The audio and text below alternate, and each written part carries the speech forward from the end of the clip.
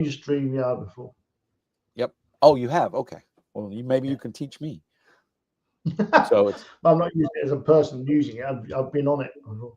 oh yeah. I Well, just got it. So yeah, very popular actually. all right, YouTube. This is Mr. Mean coming at you this fine Saturday morning. It is about 9:15 Central Standard Time. As the subtitle says, I've got the infamous, the magnanimous, the super bearded Jay Lasarde from Broken Rat Games. Jay, my brother, how are you doing, sir? Welcome. Hello, yeah, I'm doing great. Thanks. Yeah, brilliant. Awesome. We got a lot of stuff to talk about. I think we've got the chat live. Let me make sure. Oh, I got to show it. There we go. Jay, are you seeing that at the bottom there? I am, yeah. Yeah. Okay. Show comment. Oh, it's on there. Okay. So you guys can post on YouTube, and I'm just going to put this in here. If you have a question about any of Jay's games, please post in the chat. All right. And it should, there we go. Look at that. It's almost That's like I good. know what I'm doing.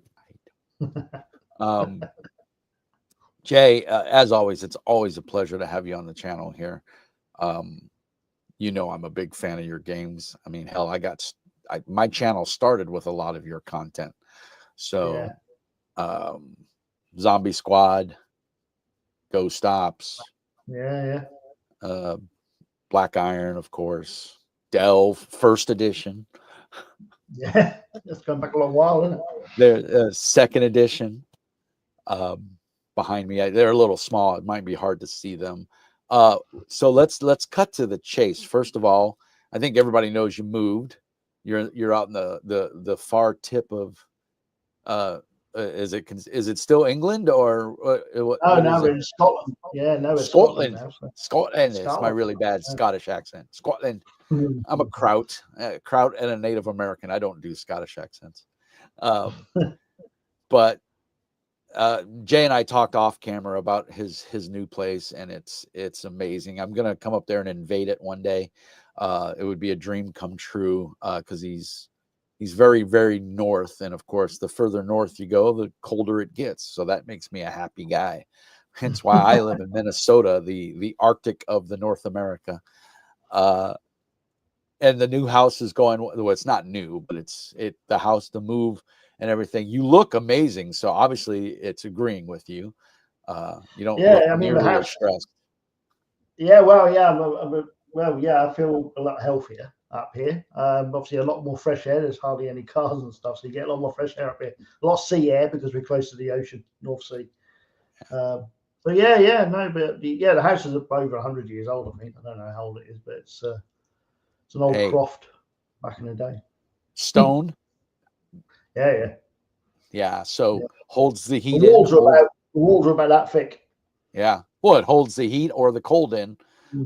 Once it gets warm, it takes a while for it to cool off, and vice versa. So Yeah, obviously, come wintertime, you want to keep it warm because once it gets cold, it's probably hard to heat it up.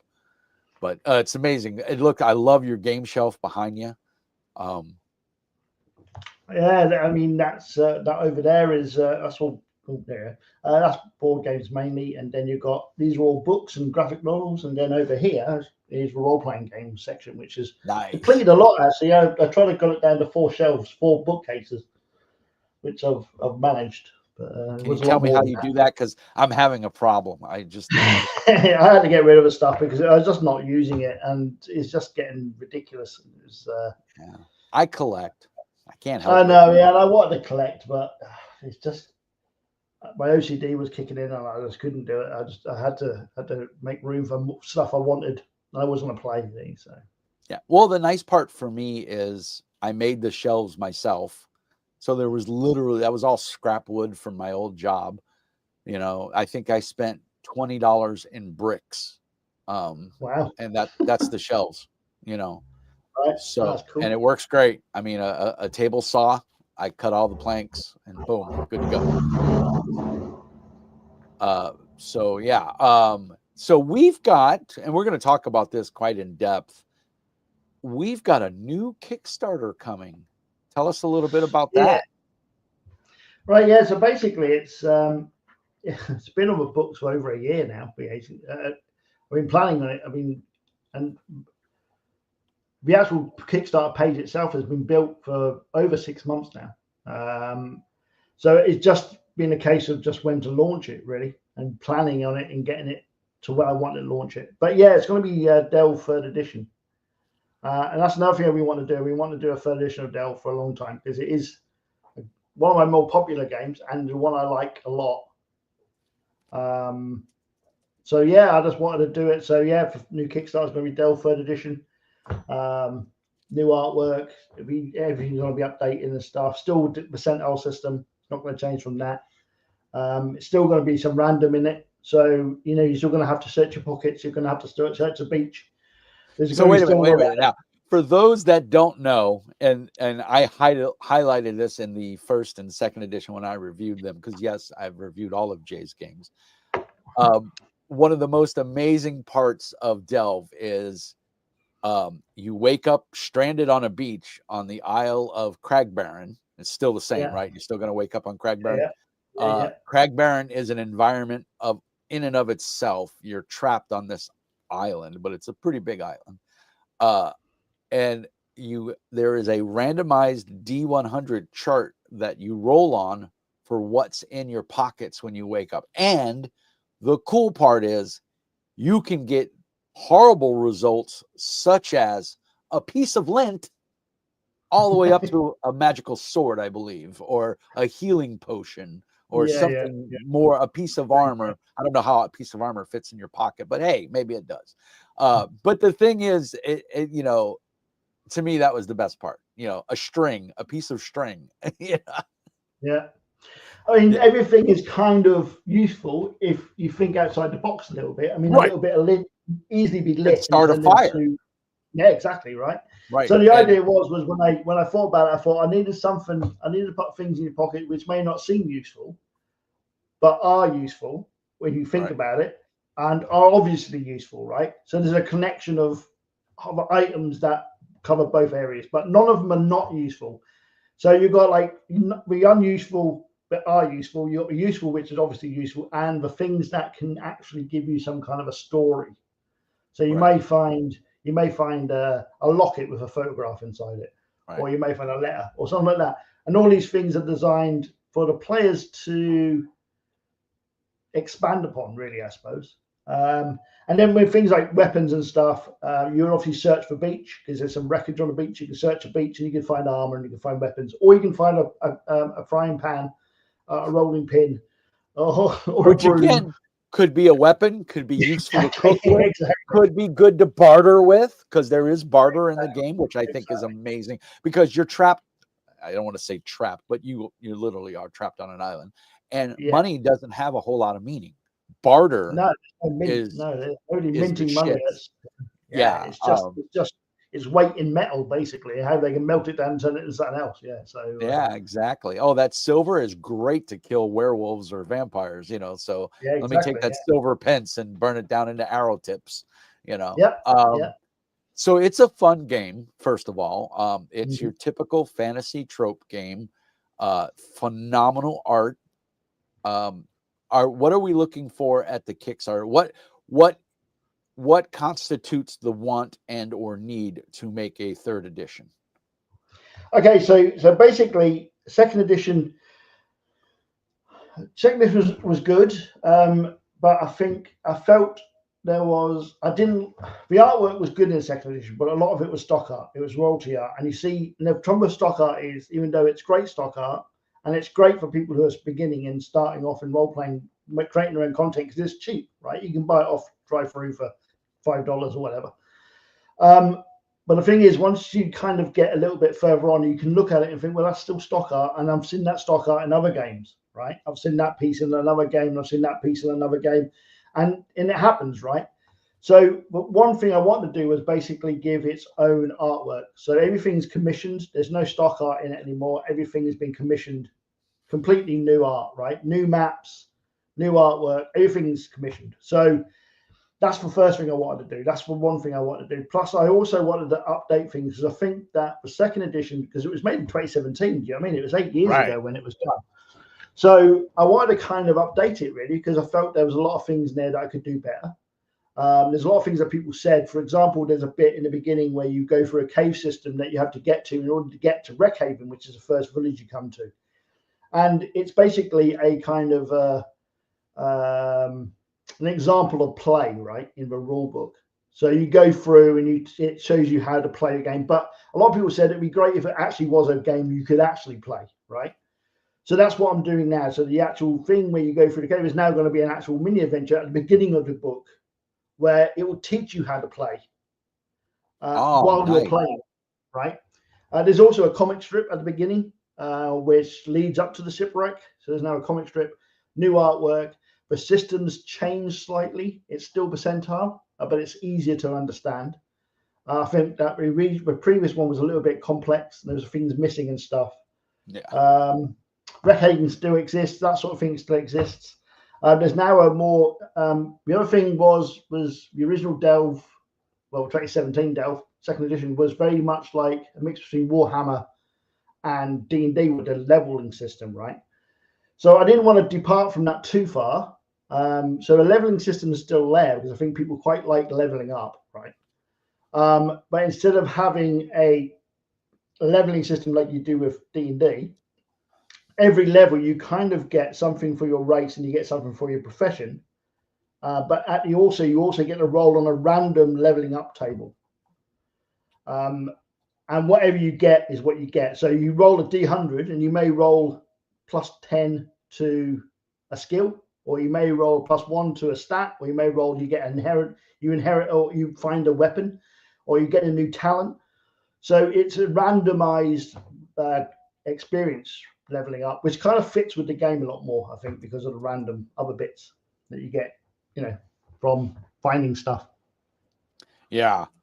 Are we still going to have the lovable D100 charts or list of everything for like when you level up? Are you going to roll randomly to see what you get, or is it? Yeah. Okay. It's still everything's still random tables, basically. Not too much because I think sometimes they can get a bit overdone. But I think once every level, if you roll on a table and you find what you get and you level up. I mean, you'll always get hit points increases, and you'll always get stamina, a power point increase because of your magic use. But because them things you need, right? But the other stuff increases the skills, increases the stats and stuff will all be randomized. So you'll never know what you're going to get. Nice. And are we still going to be set in Cragbaron? Yeah, the whole thing's set in Cragbaron. It's going to be Cragbaron's going to be a lot more expanded. There's 2 books actually on the Kickstarter. There's the Delve third edition rulebook, and then there's the Tales of Cragbaron book. Okay, so Tales of Cragbaron book.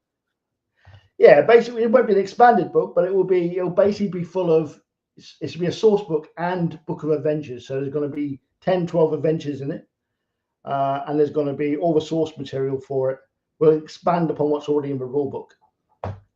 So if you just want the rule book, you'll have stuff in there. It'll tell you about Cragbaron. But if you want to know more, then the Tales of Cragbaron will be the book to get for that. Nice. And they're being kickstarted together. Yeah. So it'll be a 2-book set. Yeah. Ooh. So there'll be the 2 PDFs or the 2 PDFs plus pod codes or the 2 special edition print with ribbons and so forth. And that's the one I'm going for. Yeah. So and the other thing I didn't want to do, I didn't want to price myself ridiculously out of the market, right? Because you see a lot of Kickstarters these days that tend to have things like I think I saw one, I can't remember what it was now, but it was something like it was $60 for the print edition. And it was saying the retail price would be $100. And I'm thinking, really? I mean, you look at, these people get these things printed and they cost like, you get 1,000 books printed. They're like $4 to print, $5, $6 to print. And most of those people are printing in China.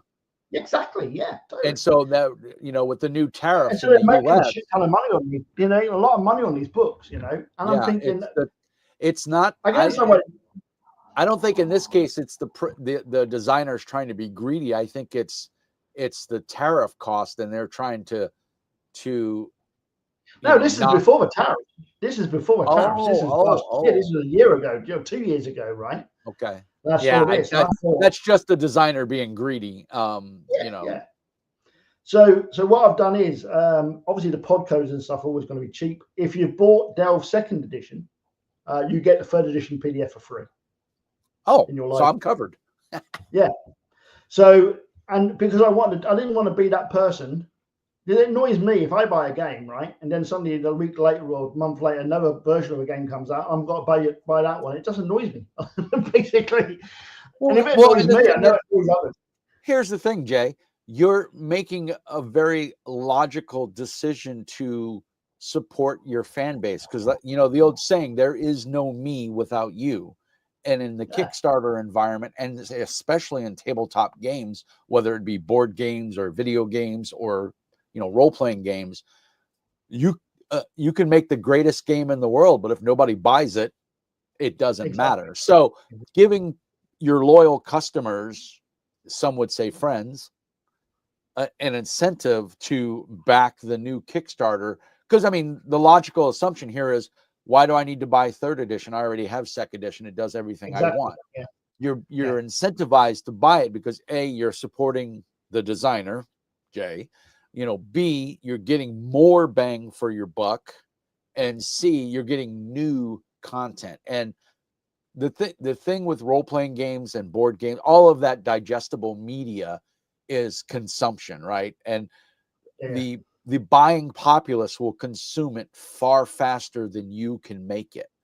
So the incentivization to get people to consume the new media is to give them new, improved, different, spectacular, wow, whatever you want to call it, is, and that's the enjoyment of the hobby. New art, dedicated art. So hopefully every picture of a goblin is going to be very similar to the previous picture, may even be the same iconic. I hate the cost of Paizo's books. They've gone through the roof. A normal 250 plus page book now is $79.99 if you want to buy it retail off the shelf, right? And you don't get a discount from buying it from them online, but what you do get is, if you're part of the subscription, you get a free copy of the PDF, which is nice, but it doesn't ease the cost of the $79.99 price tag, or $69, depending if it's a smaller book. So it's painful, and it's kind of why I'm walking away from Pathfinder. It's just too expensive. I can afford it. I don't want to afford it because it's too expensive. So I'm looking at games that are more in my price range of what I think a good RPG book should cost. Is $79.99 too expensive for a book? Some would say yes, some would say no. But I will say the one thing about Pathfinder is you have your iconic characters, and those characters, the art flows through the book.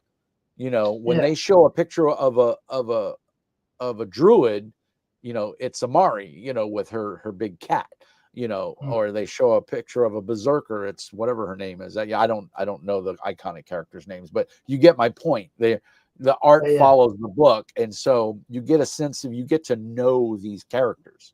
So I get that, and that to me is what's really cool. But I will say, in the comments, the Dave, aka Wiki Snapper, he posted that your Kickstarters always come through, and that's something for new people watching this, that maybe you're on the fence about supporting Delve third edition.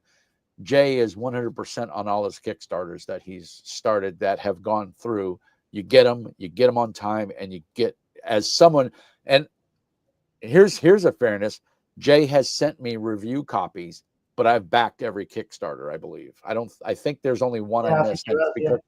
I think it was because I was unemployed at the time, so I couldn't justify the cost. I got to put food on the table like everybody else. But I've backed every one of Jay's Kickstarters that I could financially afford, and every one of them has come through. So there's the good part about it. I've currently, at the moment, Eldritch Kits is still a Kickstarter that's kind of floating around. which is We're funded waiting. and yeah, but that's meant to be due out. Well, the expected date on the Kickstarter was September. I'm expecting to get the PDF out before the Delve Kickstarter starts, so that'll be middle of August. But the Eldritch Gits will be finished, so that's finished earlier, and all the Gits games are finished early than expected, right? So yeah, and that's what I always strive to do. I Fantasy always try to get Gits. everything done. Yeah, sci-fi Gits. Yeah. Or And Delve, I've it was already Space Gits, right? Say again. There's Was it Fantasy Space? Gits, Space Gits, Fantasy Gits, Eldritch Gits, and then there's 3 more after that, Right. which is going to be coming out over the next 3 years.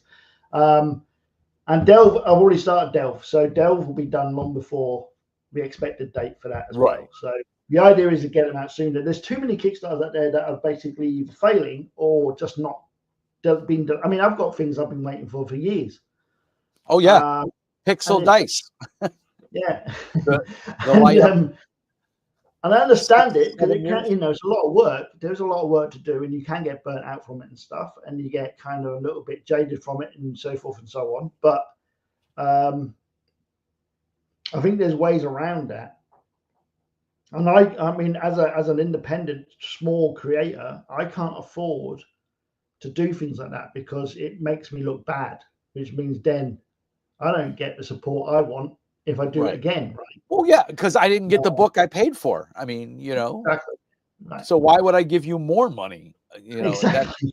But I mean, at the same time, like I said, with Delve third edition, if you bought the second edition Delve, you'll get the third edition in your library and do drive free. So you'll get it free, and I think that's fair. I think that's a fair thing to do, and I think why wouldn't you do that?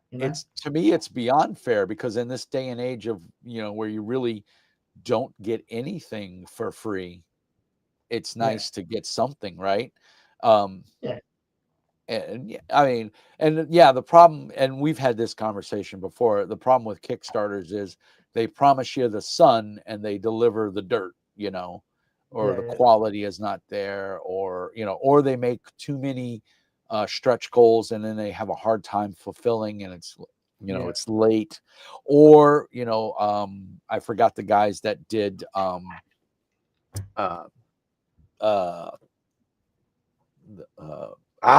words. Avatar. They did Urban Shadows. They did second edition of Urban Shadows, which I never got in on Urban Shadows first edition, but it was powered by the apocalypse, and it was like modern day vampires, werewolves, ghosts, all the supernatural stuff you played in a modern day setting, and it was like politics. So it like took Vampire the Masquerade to the next level. As far as the game mechanics and stuff and storytelling, which I'm really big into that. And so when I saw Urban Shadows 2, I jumped on it. I backed 100%. I got all the bells and whistles. And then they also announced the Avatar, and it went gangbusters. And they are a small press studio. And so they pulled everybody off of Urban Shadows to work on Avatar, which is great unless you didn't give a shit about Avatar, which I didn't. And I'm waiting on my Urban Shadow books, and it was delayed for over a year because they shifted focus over to Avatar. And the part that really got my goat is they blew smoke up our ass and then basically just said, oh, COVID, they blamed COVID, but yet they got Avatar out on time during COVID, so I'm like, no, it wasn't COVID. You didn't have the resources. You overextended yourself. I'm glad they got the business and they made a shit ton of money, but I won't buy anything from them ever again. Well, I won't back a Kickstarter. If I can't walk into my local game store and see the book sitting on the shelf, I'm not going to buy it, because I feel betrayed, and I'm pissy and I'm Mr. Mean. I know that. I get it, but that's the way I feel. And so that's what I'm going to do, Yeah. I mean, I very rarely back Kickstarters now, only because I can't be bothered to wait that long, because a lot of time, I'll back a couple of, and then 2 years later I'll get the book, and by that point I'm not interested anymore because the moment's passed. You know what I mean? Or it's just not what I expected it to be. It's not what I thought it would be, and it's like, oh, this is not everything they cracked it up to be and stuff. It's not as good as they thought. And that's kind of It's kind of how I feel about Urban Shadow. You know, I was all excited about it. I was all giddy, and I was like, "Oh, I'm going to get my local group. We're going to play this. We're going to have fun." And then it got delayed and delayed and delayed, and then and then when I got it, I was just so mad. I put it on a shelf, and I haven't looked at it since. Yeah, I mean, I cracked the books open when I got them out of the box, and I was like, that's nice. And now it's just part of the collection, and I'll probably sell it one day because I have no desire to run that game. But Dave, who is a longtime subscriber to the channel and also an awesome artist, is just, I don't know if you can see the chat there, but I can, yeah. I mean, I would be seriously up for having some of Dave's work in a book. Dave does great I work. mean, I've got a few things I've got a few projects that are kind of on the back burner at the moment that I haven't started yet, which may actually fit Dave quite well. So yeah, I'll definitely I'll message him and we'll have a chat once I get to the point where I know what I'm doing. Really, at the moment I've got like 3 or 4 projects running. So and so everyone's clear, you're an independent publisher. You don't have a day job. This is your day job. Yeah, so I don't have a team either. I don't have anybody. Right. There is an I in team, and you spell it YOU. Yeah, exactly. And I get freelancers in for artwork and stuff. And I've got a group of people I go to for artwork generally, who basically do a lot of my artwork now. But I'm always looking for new people and stuff, so I'm always happy to get involved. And I can vouch for Dave; he does great work. Yeah, I've seen Operation Sunflower. So yeah, beautiful game. I know beautiful game. He actually updated my logo for me, and I actually made a new logo for me for Mr. Mean Paints. But I don't do I hardly ever. I'm so pressed for time as it is, but that's not an excuse. But thank you, Dave, for all your hard work, buddy. I really appreciate you. Let's see. So, what's our dates and our time frame for Delve 3rd edition? Okay, so Delve, it will launch on the 12th of August. Hopefully by that point, Eldritch Gitch will be out as a PDF.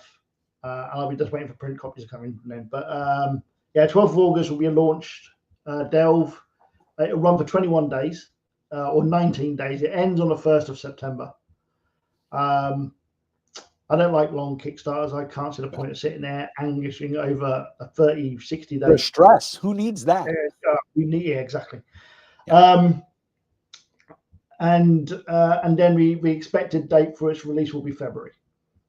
Oh, okay. So quick turnaround. Yeah. As I said, I've already worked on it, and so it could be even sooner than that. It'd be nice to get out for Christmas, basically. Yeah. And that's possible. I could get out for Christmas easy enough. Yeah. And you know what? Everybody watching the stream, back it as your early Christmas present, and you'll get it right after Christmas. So it'll be awesome. Yeah. We always want good. But it'll depend upon, things like, things like PDFs and print on demands are easy to do because a print on demand takes about 2 weeks. Right. For drive through to get through the print. And that's the route you're going, correct? You're going to go print on demand through drive. Yeah, one of them will be. And then there is going to be a print. There's actually going to be a proper print with ribbons and all that sort of stuff, which may take a little bit longer. Right. At the moment, I'm looking at a couple of options for that. I'm in talks with Troll Lord Games. I was going to bring it up, but so I'm glad you did. Yeah, about doing my prints in America for Delve and for future games as well. Because I think it'd be great. I want to continue printing in the country of origin. I want to print stuff in the UK and I want to print stuff in America. I don't want to print stuff in China or anywhere else. It's too an obvious. It'll be cheaper. Well, but the quality. I've seen some of the proofs come back from. Obviously, you've been on my channel. We've got quite a few designers and publishers on my Discord, and I've seen some of the print qualities that come back. The test prints that they send. And a lot of them are. The first go round is hot garbage, and it's not because of the design. The layout that the publisher did. It's the printing process where they're just printing so much, and you can give excuses, but it's still at the end of the day an excuse and poor quality. I can tell you, I have just about everything that Troll Lord, except their 5th edition stuff, because I have no desire. But all of their Amazing Adventures, all of their Castles and Crusades, I have everything. There's 1 or 2 books I might not have, but everything has been printed by them, and the quality is amazing. Yeah, and like Dave says, we're shipping it from China or wherever else. It's ridiculous right now. Yeah.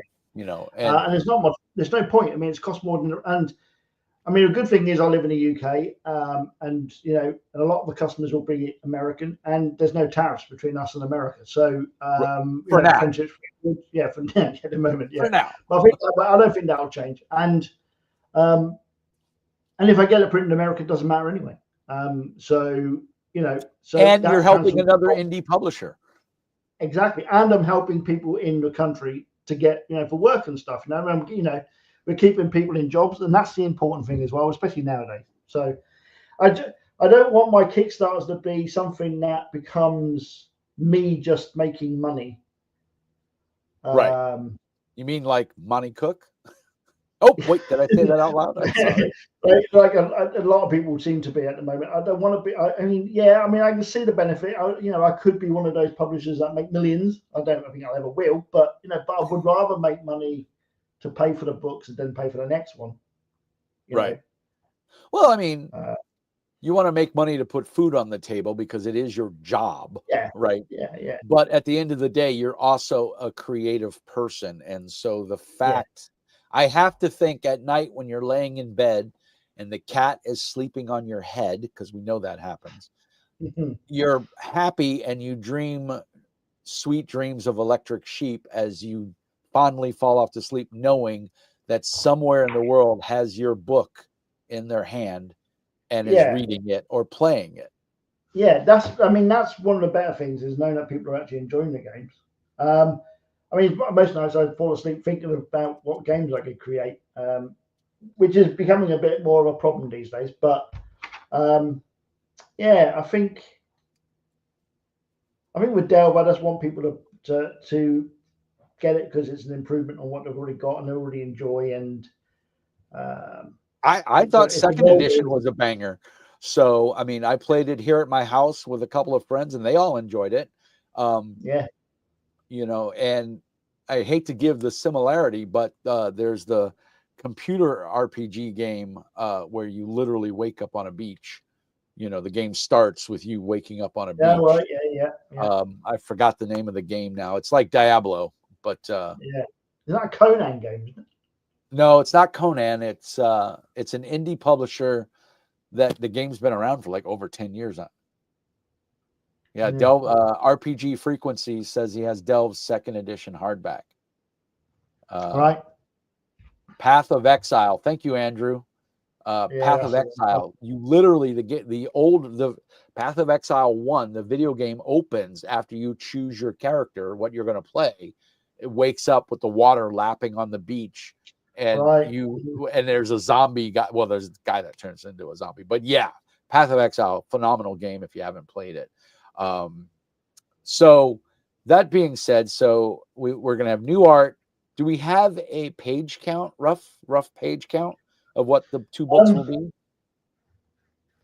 At the moment, I expect them to be around 200 pages. I don't want to make them too big. I think they become unwieldy after a certain time.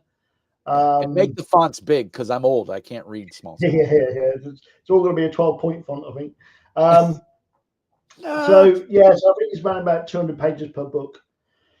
The second book may be a little bit smaller, but that depends, because I think I'm going to be adding stuff as stretch goals. So that book will get bigger and bigger and bigger as we go along. It is going to be mainly the adventure book and a little bit of a source book for it and stuff. Can I make a request? Mm-hmm. And you can tell me to get bent, but please put a random chart of adventure seeds. You know, like you roll a D100, 37. A woman comes into the tavern and says her children are lost. Can you help her? You know, something like that. Because I'll tell you, for like convention games, online games where you just want to demo the game and show people something, you don't want to dive into reading 12 pages of a preliminary adventure, because it sounds, oh, it's only 12 pages. But when you're pressed for time or you have bad time management, something like that is phenomenal, where you can just pick it up, roll some dice, or even go, I want to run that, and then if you're the type of GM I am, which is off the cuff of your sleeve, you can just go, Well, what I was going to do was I was going to create an adventure generator. Yeah. Okay. Yeah. Same thing. Same as what I did with Ghost Ops. The other thing was there was going to be a message board outside a tavern in Wreckhaven, which would vary up with notices that people could just roll the dice. Oh, there's a notice there. Somebody's pig has disappeared, and they want you to go find it. Hey, on Baron, that's a major catastrophe, because that's bacon, exactly. That's leather, that's toys, right? I mean, it's everything.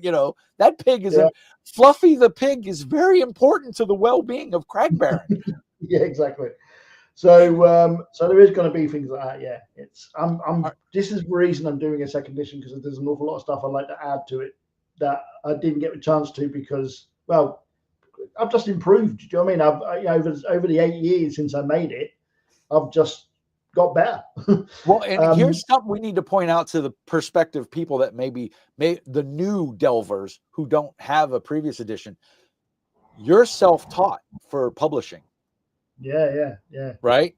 Yeah. So if you look at your books from 8 years ago, which I thought, well, you look at the Delve, the layout in that book is great. I mean, could things be improved? Sure, everything can be improved. I mean, a Mercedes, the pinnacle of luxury cars, they still find things that can be improved with it, or should do better, right?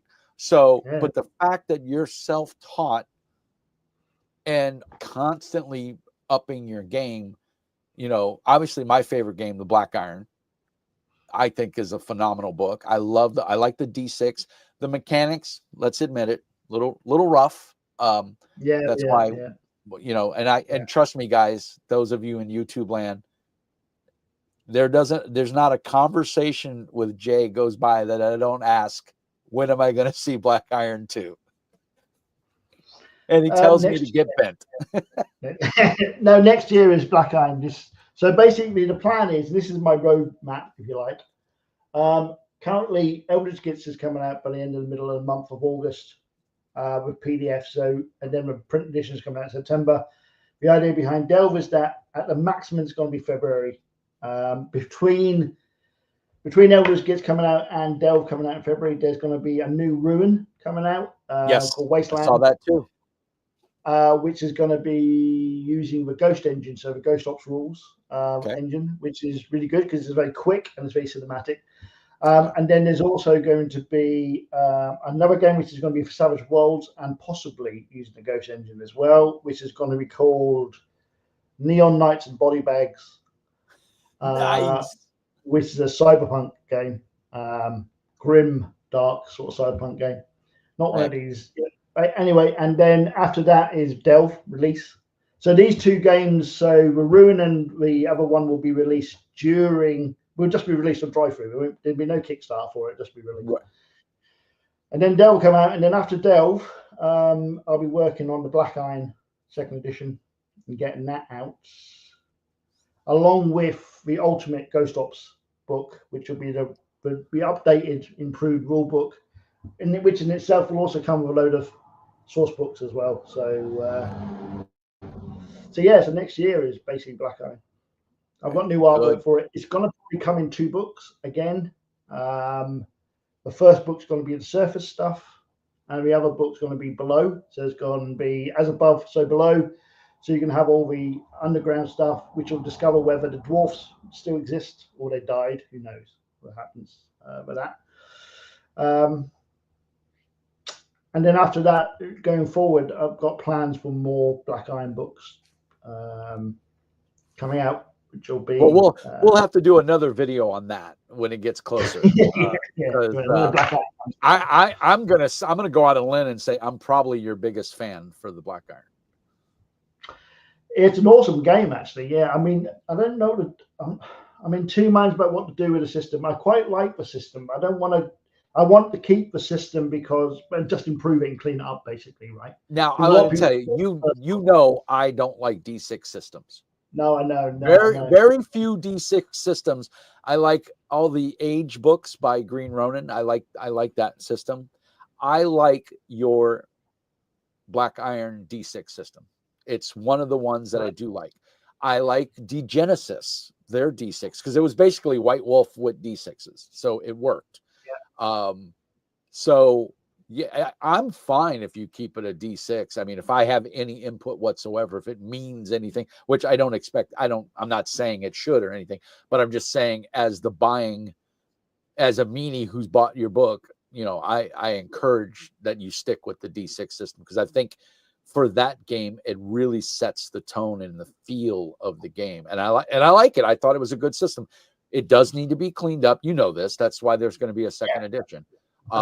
The art in that book, it's probably, I mean, I'll tell you right now, when people come over and they come down into the basement and they see my library, there's people out there with bigger gaming libraries. I know that, but this is my library and I love it. One of the first books I show them is Black Iron, because the art in it is phenomenal. And I remember years ago when you showed me some of the art plates. You didn't even have text. You didn't even have word. You just had the art. And you said, this is what I'm working on. I was fucking gaga over it right then and there. Yeah. So, and that was, I mean, this channel has been on the air almost 10 years. So it's been a while. So yeah, I can't even tell you how excited I am to see that. I think out of all the books I do, I think the Black Iron deserves an offset printing version more than any of them. Really, I think the artwork will pop better than a pod, and it'll just look nice. So the art isn't for everyone. It's a very and my other tagline to selling that game to run it for people is if you like grim dark, if you like Warhammer Fantasy, this game makes Warhammer Fantasy look like Alice in Wonderland. It makes it look like My Little Pony in comparison to the Black Iron. Yeah. So it is definitely a mature themed book. And it's not, it's got body horror in it. It's not for everybody. I get that. But you can't deny the fact that it's an innovative and unique game. And it's not gory and violent for the sake of being gory and violent. There's a story behind it. And if you read into that story, it's amazing. And I really think I know you've got a writer friend who writes books. I know you have to have one in your pocket. You need to get someone to write a novel set in the Black Iron. That is something I'm looking into. Yeah, that's definitely something I'm looking into. And it is something that, I mean, I know quite a few grim dark fantasy writers, most of whom are, who don't, aren't with a publisher or whatever, but they are quite popular as grim dark writers, right? So I will be looking at maybe something like that because I think that would really lend itself to the Black Iron. You know what? I can't create, but I got ideas, baby. I got ideas. Yeah. I mean, I'm a shifty guy. And what a lot of other people don't know is you and Dave Alsop are mates, correct? No. He's in your book. Oh yeah, he's in my book. Yeah, but did you commission art from him?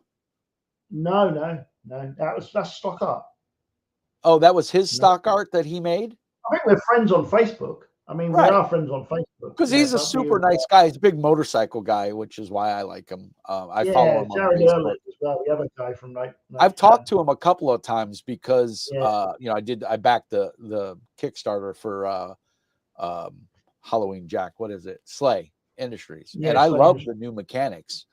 The first edition Sleigh was horrible. The mechanics were just downright garbage. But the second edition mechanics, they were good for the time because when that game came out, it was all about the crunch, right? And that game, you had to factor in the caliber of the bullet, the velocity of the bullet, and yada yada. And it was an exercise in trigonometry. But we played the hell out of it. It was a fun game. So when they came out with the second edition, it was a no-brainer to back it. So he's a nice guy, and I mean, I can definitely pick out his art, a mile away. So he's very distinctive. So yeah, that's the other thing. You have another YouTube buddy that I think you actually play games with, Yeah, I which do. is Yeah, Dungeons and Dyslexia, right? Give a yeah, shout out. yeah, yeah. Yeah. Yeah, Adrian. Yeah, he's great. He's another one who did a lot of his early stuff was based on my games because I sent him an awful lot of stuff. I've yet to send him a physical copy actually, which I keep meaning to do. But he'll get his first physical will be Eldritch Gits, I think, and I'll probably be sending him physical stuff of the other games and things. But no, yeah, he's brilliant. He's a very good reviewer, and he's he runs stuff. And I think I'm going to be doing play testing because he's going to be doing live plays on a Friday, which is going to be put on his YouTube channel. And I think I'm probably going to be doing some play testing on there, just to promote the games and stuff. Because I mean, it's getting harder to be an independent publisher nowadays. Even though you look at things and think it isn't, it actually quite is, to be honest. I think part of the problem is because anybody can do it now. The tools out there, the computers, the software being readily available, anybody can learn. I mean, anybody can do it. I think and the main two things the pool a little bit. Yeah, I think the main two things I've noticed is that you need to have either be or have a very big influencer on YouTube in order to help you along a bit. And then some of the bigger games that I've actually sold recently on Kickstarter have all been from people who have a large YouTube population on their YouTube channel. So MCDM, DC20, even Kelsey Dion. Do you know what I mean? For Cello Dark had a lot of influences backing her. Yeah, and I think it does really help. And I also think that it's changed a bit. The climate has changed in the fact that people don't really want to buy new rule books anymore. They want to stick to what they know and buy stuff for it rather than buy new games, right? Yeah. Which is why I think Delve will probably do better than Chronicles of Earth, for example, because I don't think people want to pick up a rule book anymore and read it. They want to have a rule book. They want to play what they know. Yeah, exactly. Which is why I got 6 guys in my house game, and you see my library. I mean, yeah. And I want to play all of those. There's a reason I bought them. I mean, there's a reason I keep so many books. And I'm going to sneeze. Excuse me. I'm sorry. They wanted to play Pathfinder 2nd edition. Well, we started out with Dragonbane, and we played through the box set of Dragonbane. Phenomenal game. A lot of fun. But awesome. it wasn't crunchy enough for them. They wanted more. And so they really wanted to do Palladium Fantasy, and I was like, no, I'm not. I love Palladium Fantasy. It stood the test of time, but it's just too much work. Too much. Thank you, Dave. He said, bless you. It's too much work, and I don't have that. I can barely keep up with my YouTube channel and everything else.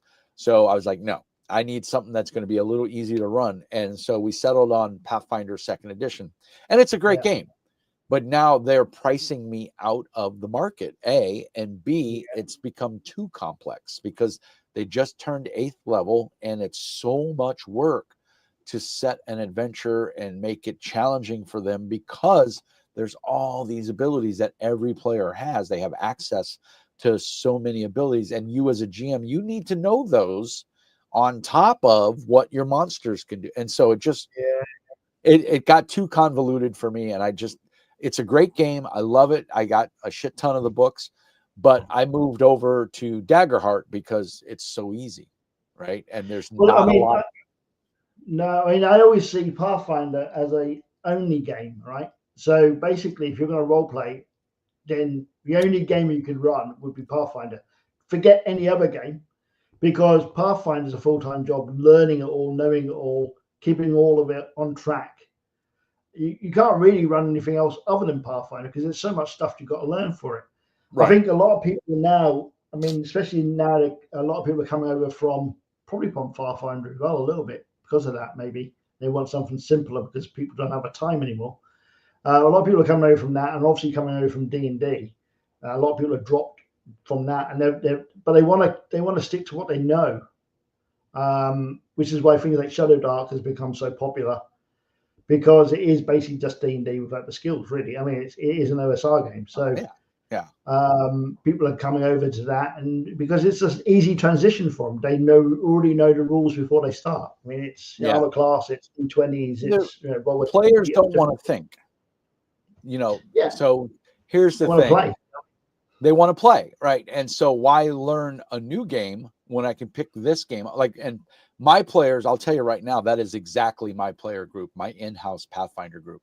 They like Pathfinder because they know it. And as a player, that's all you need to know. You can put the blinders on, and all you need to know is what your fighter can do. You don't need to know anybody else's abilities.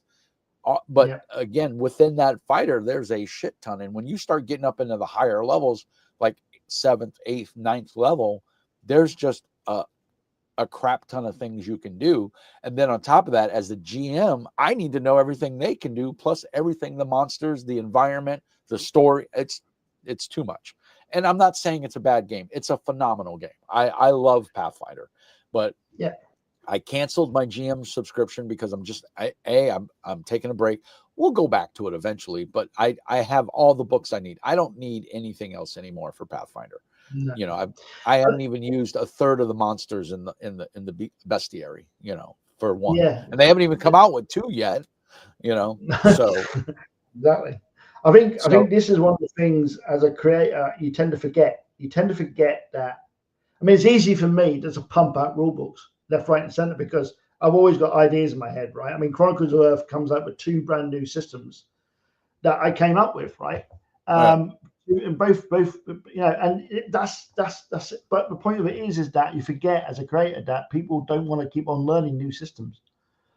They want to keep to what they know, right? So even though Chronicles of Earth systems were pretty simple and straightforward and pretty good for what they were, I'm going to say so myself, right? It's not what not everybody wants to learn it. Right. They want to basically play the games they want to play, which is why you now see a load of Shadow Dark source books and books coming out based on using the Shadow Dark system. Or you see a load of stuff coming out for Pathfinder. We see a lot of stuff coming out for the Free League system. You don't see an awful lot of brand new games with new. I mean, unless of course they're IPs, which are based on Star Trek or whatever, or they're by big companies. And even then, you look at it and you think, well, yeah, a lot of people back this on Kickstarter. How many people are actually playing it? You know, I mean, Cosmere probably is a great game. It uses 5th edition rules, but at the end of the day, how many people are actually playing it based upon how many people have backed it? And it's funny you say Cosmere because I was trolling YouTube yesterday on my lunch break, and in my feed, I must have had 20 different videos on Cosmere, but none of them were actual plays. It was all how to make a character or let's flip through the books. And here's the problem. It's a D&D derivative. It's D&D like, but it's not 5th edition. It's its own rule set, has its own. So you're learning a whole new, and my prediction is the game is going to flop. I mean, it had an amazing Kickstarter, the highest grossing Kickstarter to date. The books until Dell comes out. Until that's right. Well, that'll be between you and I. We'll make that. But the funny part is I don't think Cosmere's gonna do that great. I really don't. I think it's gonna sell. Well, it's already sold a shit ton of books in the Kickstarter. But when it goes to sit on the shelf, when people see how many books there are, they're gonna go, and they're $80 a book. $60 to $80 per book. They're gonna go, no, they're not gonna spend that money. Or they're going to spend it for the core book and it's going to sit on a shelf and it's going to collect dust. I don't think it's going to go gangbusters like they think it is. I really don't. I hope it does, to be honest. I want more players. I want more people to play. I'm not going to buy it. I have no interest in it whatsoever. I haven't even read any of the novels. It's just not my cup of tea. I'm not into it. What is Dave saying here?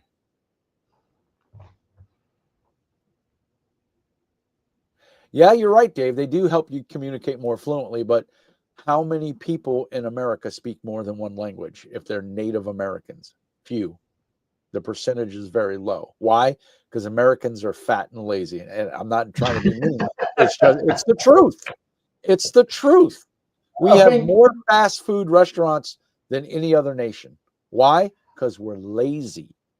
Right? I think most role-playing games have a very similar language anyway. And I think they basically work on the same principle, right? You roll dice and you either get over or under a number, right? And I think this is where the D20 system works really well. And I think the D20 system is a great system. It's a very simple system. It's a one-roll system. You roll one dice or you roll whatever, and it works, right? Right. And it's the same with combat. The only trouble with D&D is that hit points gets out of control, and then you end up having combat that lasts forever, right? But I think D20 systems work really well. I think D100 systems work really well. I mean, very early, the first two systems, the D20 and D100, really were perfect systems.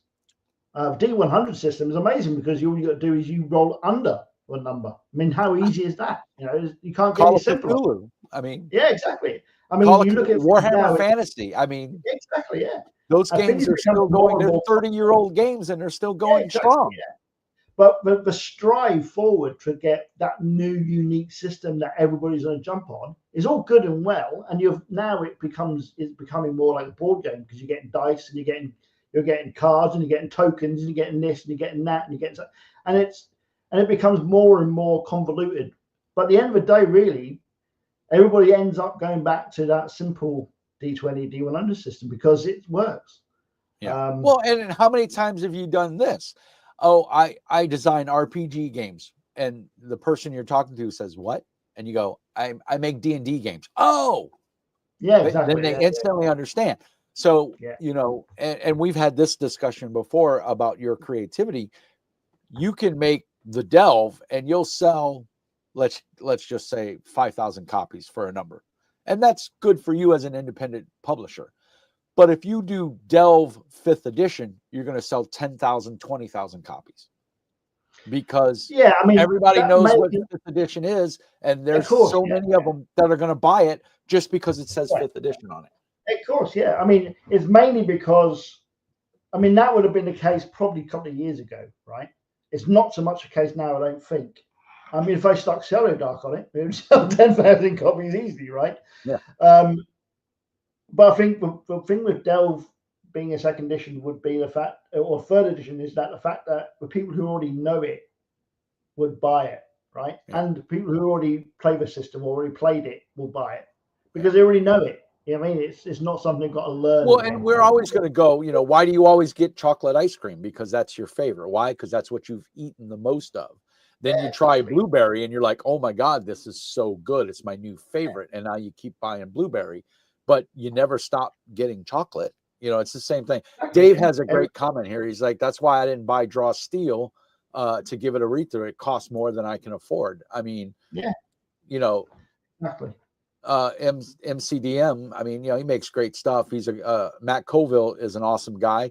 He makes great YouTube videos. His live play of he did 4th edition D&D, and he streamed it, and it was so much fun to watch. And those mechanics were kind of convoluted, but they worked. The math in 4th edition was solid. The gameplay, the mechanics of the game was solid, but people didn't like it because you had to use miniatures. It was a miniatures-based game, and your grognards didn't want to have to buy miniatures. They didn't want tokens. They didn't want cards. Now, flash forward 20 years, Daggerheart's taken the world by storm. What does Daggerheart have? It has tokens. It has cards. It's got tokens for every little thing. And I hate to say this, I'm running a game and I love it. It plays really fast. It stole, I don't want to say stole, but it took design elements from Powered by the Apocalypse, from Fate, from D&D, from some Modifius games. Why? Because all the mechanics that it took are good mechanics. And I'm running 2 different games of Daggerheart for 2 different groups of people, and it's going swimmingly. When I ran the Black Iron on my channel, they were D&D players, and they loved it, right? And that's a D6 game. That is as far removed from D&D Yeah. as you can get. And they were like, every single one of the players were D&D players. They didn't know any other game, and they loved it, because the setting. Now, a lot of it goes on the GM, and not to pat myself on the back, but you tell a good story and you have mechanics that suit that story, you've got to win. It doesn't matter what the mechanics are. They could be Shadow Dark. I think, like you said, Shadow Dark is just going off of familiarity. People are playing it because it's easy, and I'm not going to lie. The size of the books, the design, it's a banger. I mean, it's a win-win. I don't begrudge it any of the success it's had. It's not the game for me because I don't like 5th edition. No. I don't even like derivatives of 5th edition because they just don't do any. The mechanics in 5th edition break down after 10th, 11th, 12th level. They just all the shit, and that's evident on Critical Role. If you watch Critical Role and you look at how powerful those guys were, and so they, after the first Critical Role seasons 2 and 3, they started ending around 14th level because after that the mechanics are just shit. Well, this is why most of the D&D 5th edition stuff I ever produced was only ever up to 10th level. You never could get beyond 10th level because it breaks down after 10th level. It becomes exactly. And that's why I like games like Castles and Crusades. I mean, they go to 12th level. The mechanics are solid. They make sense. You're not overpowered. You can still die very easy. There's that sense you're not a superhero. I'll say this, and I love Pathfinder, but you're a superhero in Pathfinder. Yeah. You're a superhero in Pathfinder. You're not a superhero in Black Iron. You're not a superhero in Delve.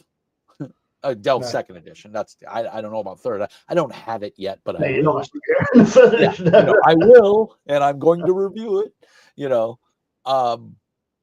And the other thing I'd like to do too is after the Kickstarter, I'd like to do an after action report to talk about how the Kickstarter went, the ups and the downs and everything, and the process. Yours is a little different because you use print on demand, and a lot of indie publishers are doing that now. And I think it's really smart because it takes the onus off of you. Here's a code, you can go get it printed whenever you want. Yeah. And I like that. And I would say 85 to 90% of the books I've gotten from Drive-Thru RPG for print on demand have been solid. Every once in a while I'll get a fish and I'll call them, and their customer support's been pretty good. They just send me a new book. Most of the time they tell me to keep the old book. They're like, cut the cover off and you'll put it in a binder, or I think I had one book where they said return it, but that was it. Yeah. Yeah, the reason, I don't know much about Daggerheart and stuff, but the reason I wouldn't buy it is because it has cards and tokens. And I said the same thing. I really did. I saw it when I saw the announcement. I went, bah. But then I watched a live play of it, and I went, ooh, because I'm a very narrative storyteller. When I run games, I like to tell a story and then have you react. And that's what I liked about Daggerheart. That's what I like about Fate. I don't like running Fate. It's not my kind of game, but I get the concept. I love I have a lot of Powered by the Apocalypse type games. That's why I backed Urban Shadows, because that's the kind of game I like, games that allow you to Black Iron, has a very in-depth story. There's this thick oppressiveness that hangs over the world. The cold is coming and it's getting harder and harder. Summers are shorter and shorter. Winters are longer and more brutal. And it's this story of, man versus the environment, as well as, the bad guys and the things that are coming out and trying to make it, as the old saying goes, some people just want to watch the world burn, and so to me, those kind of stories are fun. And I enjoy that type of gaming. And so Daggerheart is scratching that itch for me. And the brainstorm just hit me. Until I get, 2nd edition Blood Iron, I'm probably going to turn Blood Iron into a Daggerheart environment, because it would not be hard to do. I mean, all the mechanic, the basics are there. All the fiends are there. The environment is there. It's going to be easy to do. And they just released the homebrew kit. So All right. yeah, so they're giving you all the tools to make your own. So I can turn the Blood Iron into a Daggerheart game, and it'll work. So I just thought about that. But Dave is saying that that's why he made more games, but he's learning the hard way. People don't want solid math, and they don't. They want simple ideas. I heard somebody say that they don't game; they throw shiny math rocks. And I kind of like that quote. I don't remember who said it. It was somebody online. I heard on a video I was watching. We're going to go toss the shiny math rocks, and I like that because at the end of the day, it's just statistics. It's just math. Yeah, I think people are growing more towards not. Unless it's an IP, I think people are less and less buying rule books now than ever before. I think they are buying more stuff that relates to other things. Right. I know that Andrew's asked, and I play Warhammer Fantasy Second Edition with Andrew, so you could ask me this now if you would. Anyway, do you not need to look at a time in case you second guess decisions? Yeah, pretty much. That's why third edition exists. Because you look at a game, you produce it, you pump it out and stuff, and there's always things that you miss, right? I mean, I try to be quite thorough, right? So what I tend to do is that I'll get the game, I'll get the PDF. I hate reading PDFs, so I'll tend to get it printed, and then I read it, right? I read through it and make sure it makes sense to me and stuff, and if it makes sense in my head, and then if it does, then the PDF goes out and it gets sent out to the backers or the people who are going to be buying it, right? So that's generally how it works. But then sometimes you get either somebody comes up and says, "Oh, there's this bit missing," or "You didn't explain this bit," and you think, "Oh, bugger, I didn't even spot that," right? Because in my head, my narrative is, I'm filling in the gaps, because I read it, I wrote the thing, right? So yeah, so sometimes you do. I mean, with Delve, I've looked back on it, and there's bits in it I'm not happy with, and there's bits that I want to change. I think the system is a little bit convoluted and needs to be a little bit more streamlined and a bit more simplistic. So I'm going for a less. It's still percentile, so you still get your stat bonus, and you get a profession bonus, and you can increase it and improve it, but it's not the same as it was before. It doesn't work on a kind of Warhammer Fantasy type system anymore. It works on a more just, you just throw some points at it and it just increases, improves and stuff, so forth and so on. So there is improvements to it, but everything that came before will work still because it's still a percentile system, right? It still works on the same percentage. But there's things, there's always some, I mean, as a creative person, and I'm sure Dave can say this as well, whenever you look at something, you always look at it and think, I can do better. I mean, that's one of you always find spots that you missed, or you had the thought, but it didn't make it to the typewriter or to the computer. Right? There's that air gap between the keyboard and the user that sometimes gets you. Exactly. And I see it. Prime example, I just got Beneath the Canopy Green from Castles and Crusades, right? Hardback book, right? It's a $50 book for like 200 and something pages. So it's moderately priced. Now, I'm a veteran, so I take advantage of their very gracious 50% discount that they give to all veterans. And so I did an order, and I bought the starter box. I bought that Beneath the Canopy Green. I bought the GM screen because it's 8 loosely linked adventures that you can run as a campaign, or you can just run them as one-offs. So, and I like that. I always like to have ammunition in the chamber ready to be fired. And so for me, that's something I can grab and read real quick. It's a couple pages, and I can go, oh, boom, and I can run with it or adapt it or whatever. But anyway, as I'm reading the first adventure, I'm just seeing typo after typo after typo, and so I do my reviews, and Jay, I don't pull any punches. If it's garbage, it's garbage, and I love Castles and Crusades. I'm a huge fan. Like I said, I own just about every book they've made for the Siege system and Amazing Adventures, which also uses the Siege system. So when I spend my hard-earned money on something and it's garbage, I'm not happy, you know.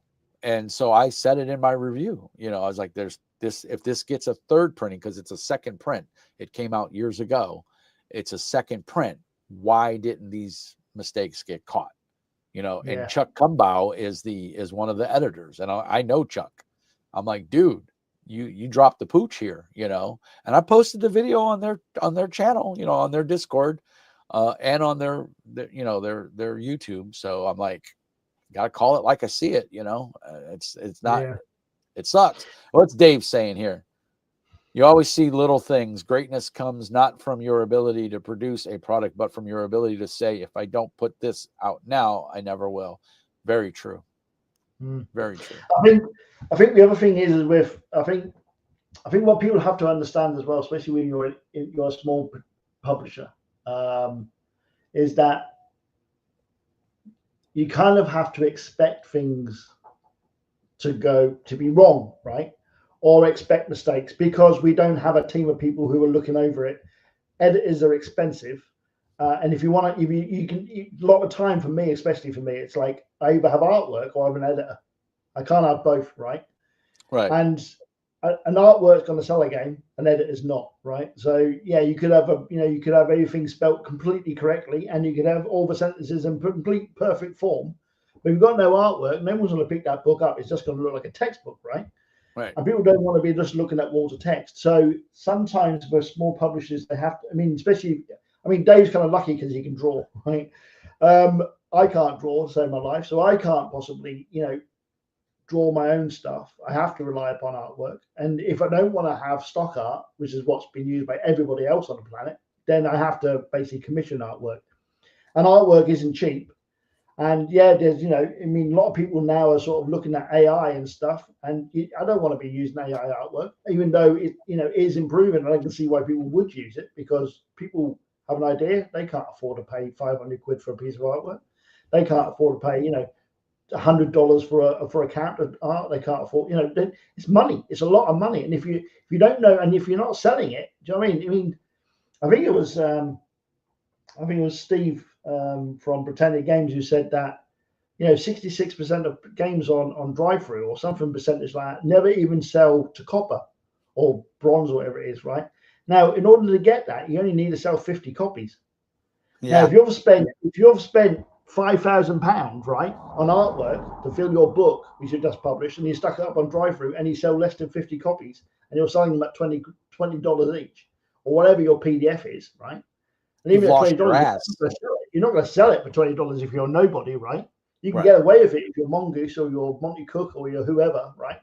But as a no one, you can't sell your book for the PDF for 20 quid because nobody's going to buy it. Because they don't know who the hell you are. They're not going to take that's a lot of money to spend on a no one, right? And then you spend all that money on artwork. You're basically, this is why some people, they release a game, right? They release an art book and it looks brilliant, it looks amazing, but you never see them again. Because they've just spent all their money. Yeah. And you get a game, you think, oh, this is brilliant, this is great. Look at the artwork, amazing. But then that's it. Yeah. You never hear from them. Or it's amazing artwork and the mechanics are shite. Yeah. There's always that as well. And I think there's a lot of that going on at the moment as well. Free League is quite a bit of a culprit for me anyway. I'm not a big fan of the Year Zero engine. I find it very. I think it's very. I don't like it either. No. So, but some of the other stuff, the Dragon Brain stuff is brilliant. Blade Runner is brilliant.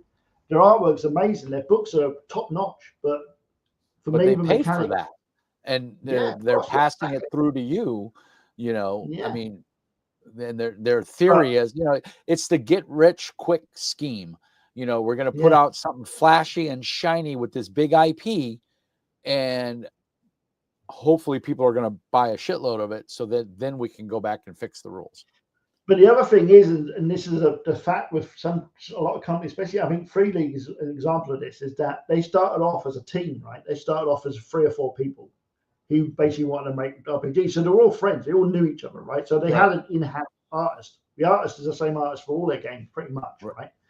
So if it had gone wrong, if it hadn't worked out in their first game, then fair enough. They wouldn't have lost a shit ton of money on it because he was a mate he was invested in it as much as they were. He weren't some freelancer who had nothing to do with it, right?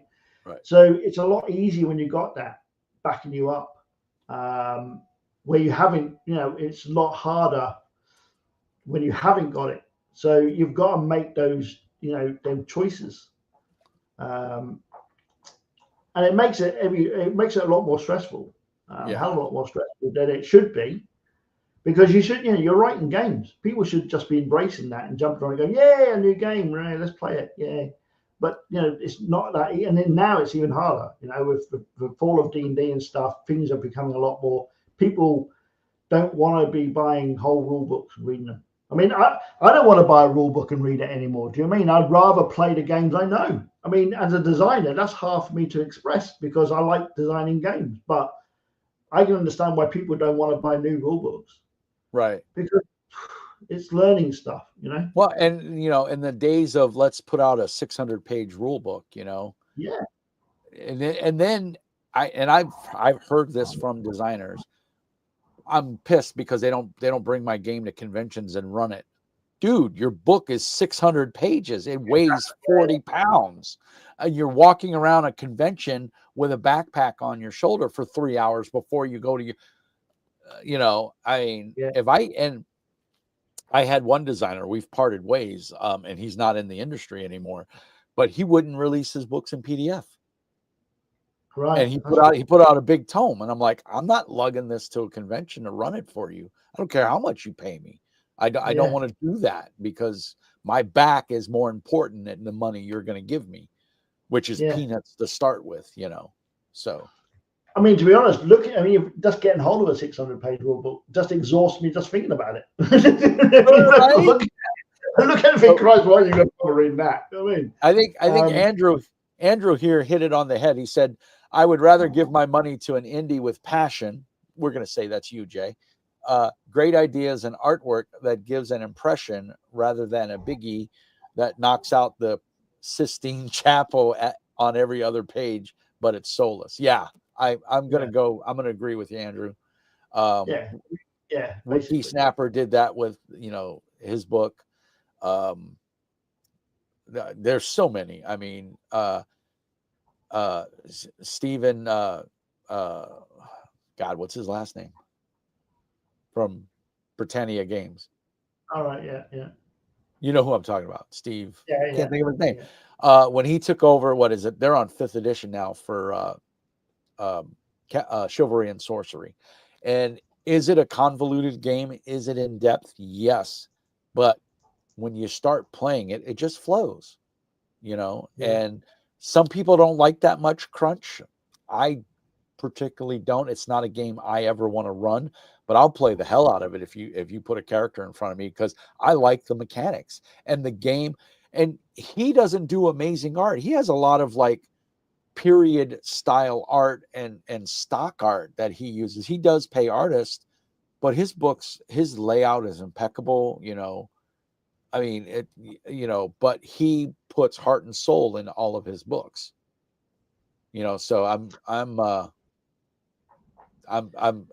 overjoyed to see guys like him, guys like you that care about the product that they put out, and they're just not pumping something out to make a buck on it, and then, we'll do better next time.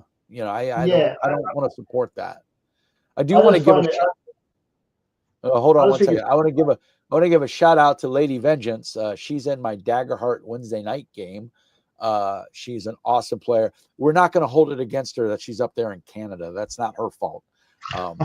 We'll blame her parents for that, But she's an awesome player. She's playing a wizard, a mage, in my Daggerheart game, and she is doing great. So a lot of fun, and I pick on her relentlessly, so it's a lot of fun.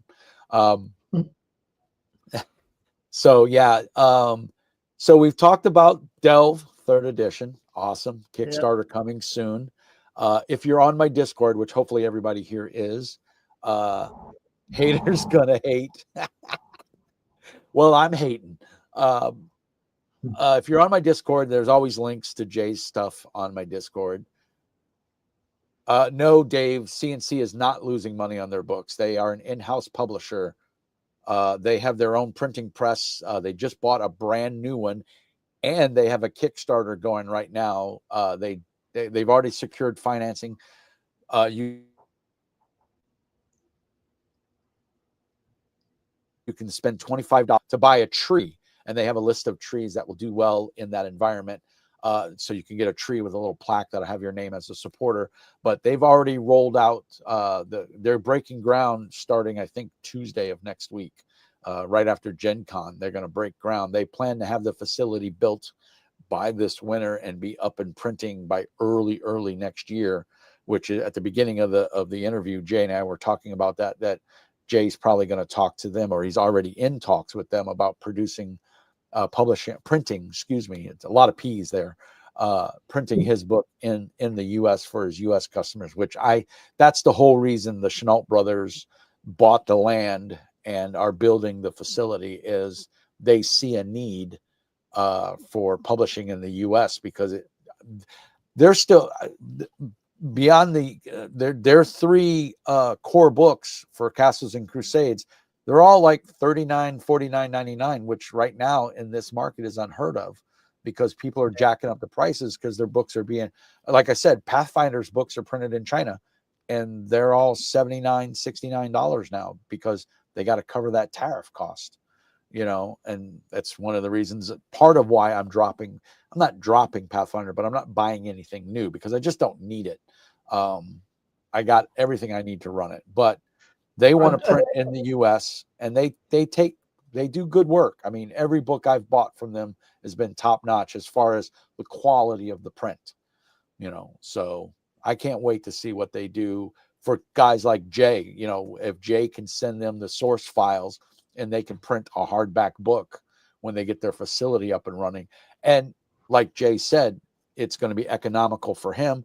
It's going to put a couple pennies in Troll Lord's pocket, and it's going to make that book, whether it's Jay's book or somebody else's book, readily available in the US. Stock will be available, which is another thing. You get a print run done in China, you're looking at 4 to 8 weeks. If you got to do another print run, that's just for the printing. That's not including the shipping time to get from China to your distributor, whether they be in the UK or, the US or the EU, because it's got to come across the ocean, so, I mean. It's one of the things that always, I don't know, I mean, I'm not an expert on these things. I don't know how these things work at all, really, but I always thought, well, wouldn't it be a good idea to have, especially for big companies, to have somewhere in the UK where they can have the book shipped from China to the UK where there's no tariffs, and then shipped from the UK to America where, again, there's no tariffs. So because again, that's where you reach out to Stephen from Chivalry and Sorcery, because he has a corporate warehouse where he does shipping, and he will work. I think he even mentioned to Dave that he would facilitate getting his book in the UK, because he could get it shipped, from wherever it's being printed. I don't know if Dave got his books printed in China or not, but wherever he gets his books printed, he could have them shipped to Stephen, and then Stephen could have them, shipped. He can facilitate the logistics of it, which is huge, because that's a huge cost for publishers and designers. That the logistics involved and moving large quantities of books is crazy. But he meant Chivalry and Sorcery, not CNC. So yeah, he wasn't saying, he didn't know how Chivalry and Sorcery or Britannia Games could sell their books at the prices they sell, because again, they're another one. Their books are very reasonably priced. The quality is amazing, and he ships them all over the world, and it's because he's his own distributor. So yeah, and they get it printed in Lithuania, and I think it works out to be about £7 or £8 a book. Right.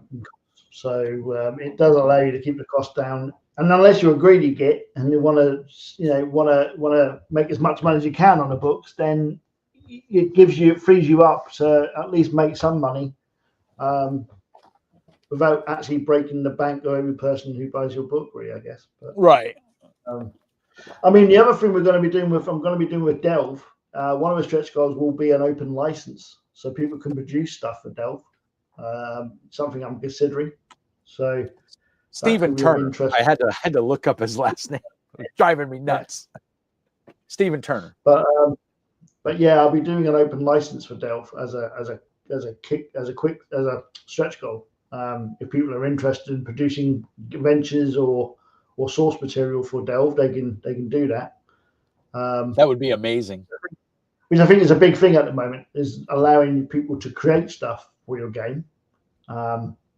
So yeah, I'm quite open for that. I think that'd be quite good. Yeah, I can tell you, I'm super excited, Jay. You got some cool projects coming down the line. You're obviously, from 2 years ago, you're in a much better position with your living arrangement and everything. It's nice to hear people making it. I mean, we're not rolling in dough, but we're surviving, and we're treading water, as the saying goes, and we're doing it quite well. And well, I'm hoping that with Kickstarter funds. I've had a few misstarts over the last couple of years where things haven't funded lined up. Yeah, which is sad, really, because a lot of the stuff is.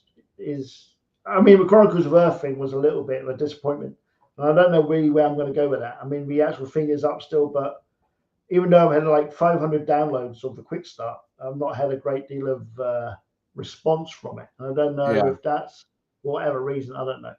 And I think it is mainly because people just don't want to learn new rules, really.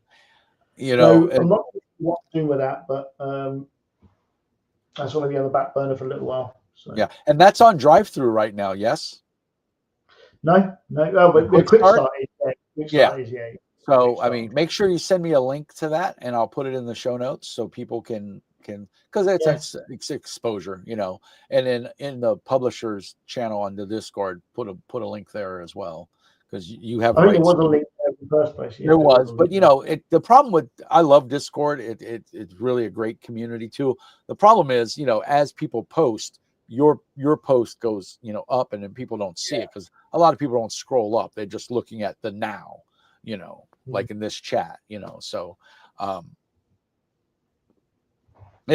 lady prime example, Lady V says she rolled 3 crits in our first session, and now she's a target. Yes. It was a lot of fun. She's a great player. And if so one of the things I started doing, Jay, is my big complaint with role-playing games is, like, on my Discord, we see this all the time. We talk about X game and everyone's all excited. Oh, Mr. Mean, you should run it. You should run, game X. And so then I make an event, I go to run it, and nobody shows up. Yeah. Oh, I'm busy. Oh, I can't do it, because there's no accountability, right? It's Discord, it's not face-to-face. So piss off, I'll pop in and I'll play when I can. And I'm not saying everybody's antagonistic like that, but it's just that it's that perceived reality of, oh, it's not that important, So I went to I saw a video link for startplaying.games, which is a pay to play service, and you can play free games on there. It has that option, but I thought, my time, I put a lot of work into my games, and I have very little time with all the other challenges that I have in my life. I want to use my time wisely. And so I said, well, if I'm going to run a game, I want people to show up, because I want them to be vested in it, right? I want them to want to play the game. So I started, I put up Fantasy Age 2nd edition, which I've got 2 people interested in it right now. And then I put up Fabula Ultima, which is a tabletop JRPG, Japanese. And it's a great game, by the way, if you haven't checked it out. But I really wanted to play it. You probably do. I thought we talked about it in the past.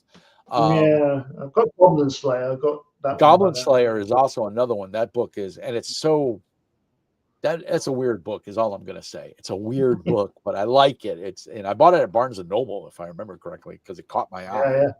Because I like the anime. Yeah. And so, but I said, well, I'm going to throw these games up there, and I'll charge $5 a session. Some of these GMs are charging $50 a session to play for 3 hours.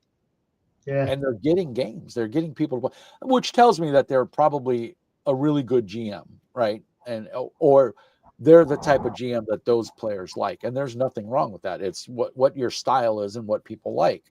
But I'll tell you, I've been running the Fabula Ultima game. We've had 3 sessions, and all 3 sessions have been a banger. And Right. I'm only charging $5. I got 4 players. Start playing games takes their cut. They take about 15%, I think, right off the top. But I'm not doing it for the money. I'm doing it to guarantee that the people show up to play. Yeah, of course. Yeah. Because they're paying money, right? Because here's the thing: you get charged whether you show up or not. So if you sign up for the game and you're approved, and then you like, I don't feel like playing tonight, and you don't notify me within an hour before the game starts, it's out of my hands. You get charged. So you pay for nothing. Now, there's that part of me that says I'm not doing this to get rich. I'm not trying to pay my mortgage. So I charge $5, and I've had people say you should charge more. So I did put up a Castles and Crusades game because I really enjoy running Castles and Crusades. So I did put it, and that's $10 a session per person.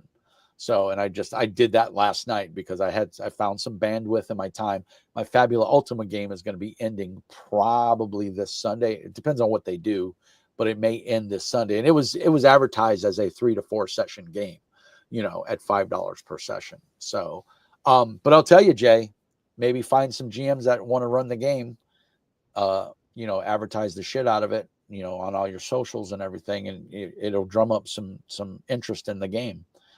There's 1,000 Daggerheart games on there right now, and I mean, I'm not into that. I don't want to run Daggerheart on that. I don't want to get paid to run Daggerheart. I want to run games that I'm very passionate about. I am passionate about Daggerheart because I have a really good crew, and they're playing on my Discord channel. I got like one guy who just got into role-playing games. He's a little bit on the introverted side, but he sent me a message. He's like, thank you so much for bringing me out of my shell and letting me play. Lady V, I think, is relatively new to RPGs, and she's doing a bang up job, so it's a good platform. Discord is great if you can get the people there to play. And that's what I like about Start Playing Games, because if you don't show up, you lose your money, so Well, I mean, I'm pretty lucky. I only play once a week at the moment, which is unfortunate. But I run a game on a Thursday, and I have a great group, 4 players who are really passionate about it. We're playing Warhammer Fantasy Second Edition, and they keep the game going because they are passionate about the game. Even though I'm a crap GM, they still seem to enjoy it and seem to get on with it and stuff. Well, if they like it, it's not because you're a crap GM. It's because they're having fun. So don't say that. Yeah. So, and they turn up regularly. They're all really into it. So that's really good. So I'm quite lucky in that respect. But yeah, I mean, I think it's just one of those things, isn't it? There's always that game that everybody jumps on for a little while, and then it kind of dies off, and people move on to the next thing, I suppose. But that's the industry, though. I don't blame that on the game. It's not a bad game. I mean, I got games that are almost 40 years old. They're still good games, and this is what I preach. Just because a new version of the game comes out and you feel like you're being taken advantage of financially, you don't have to buy that game. Play the old version. If you like D&D 3.0 or 3.5 or AD&D, play it. I mean, that's the thing. It's if you've got a group of people that want to play AD&D, and there's tons of them out there for AD&D, the grognards, that community is still very popular. Or you want to play Castles and Crusades, or you want to play Delve First Edition because that's your jam and that's what you're familiar with. And like you said, you don't want to read a new rule book. You can find players, and in this day and age, it is so true. I just want to point out that Lady V said she joined a short campaign on Start Playing, and the GM made her feel stupid, so she didn't finish it. I'm sorry for that. I apologize for GMs everywhere, Lady V. That's not cool. This is a social hobby. oops, what did I do? Oh, I locked my screen. And you shouldn't make anybody feel stupid. Now, I No. do get that there are people you just don't get along with, and that's fine. I've done that. I'm very abrasive, obnoxious, loud. I know that. That's my personality. I've been that way for 58, almost 60 years now. I'm not changing. So if that's not something you jive with, it's free to get up and walk away and say, I don't want to associate with this person. I don't take any offense to that, but I get it. But I also don't go out of my way and say, oh, that person's an idiot because they don't like me. That's a shallow person, in my opinion. But you shouldn't make anybody feel stupid. That's the great thing about role-playing games is I feel it's all inclusive. It doesn't matter who or what you are, if you have disabilities, if you're transgender, if you're, a little blue Martian man. If you come to chuck dice, that's what you should be doing, is chucking dice and having fun. Yeah, and exactly. so our game is free. Yes. I was going to charge just you for every crit you roll, but I guess I won't do that. And I'm glad that she's excited to play every week because she does bring a lot to the table. I will say in our last session, we had a big plot twist. They came back to the town that they were based out of, and it was razed. Like the bad guys got there while they were gone, and they murdered and pillaged, and the town was burning, and so one of the players was like, well, fuck it, I'm done. I'm just going back into the woods and I'm going to live there. And I'm like, I think that was his I almost took it as an attack on me, like I'm being a bad GM. And then I realized that was him playing his character. It wasn't an attack on me. He was playing a ranger, and he's kind of a solo kind of dude. And he's like, there's no reason for me to stay here, which I get. But the reason was to rebuild the community, because in this environment, if you don't have a community, you're probably going to die. You can't survive alone by yourself in this environment. You will for a short time, but it is literally a matter of time before something comes along and eats you. And that's just the plain hard truth of it, So, but I think we walked through it, we role played through it, and I think it was it turned out to be a positive. But yeah, gaming is a community event. It's a social event, and I like it when we have the discourse going back and forth. Jay, I will say that your games make me think. It's why I have just about all of them.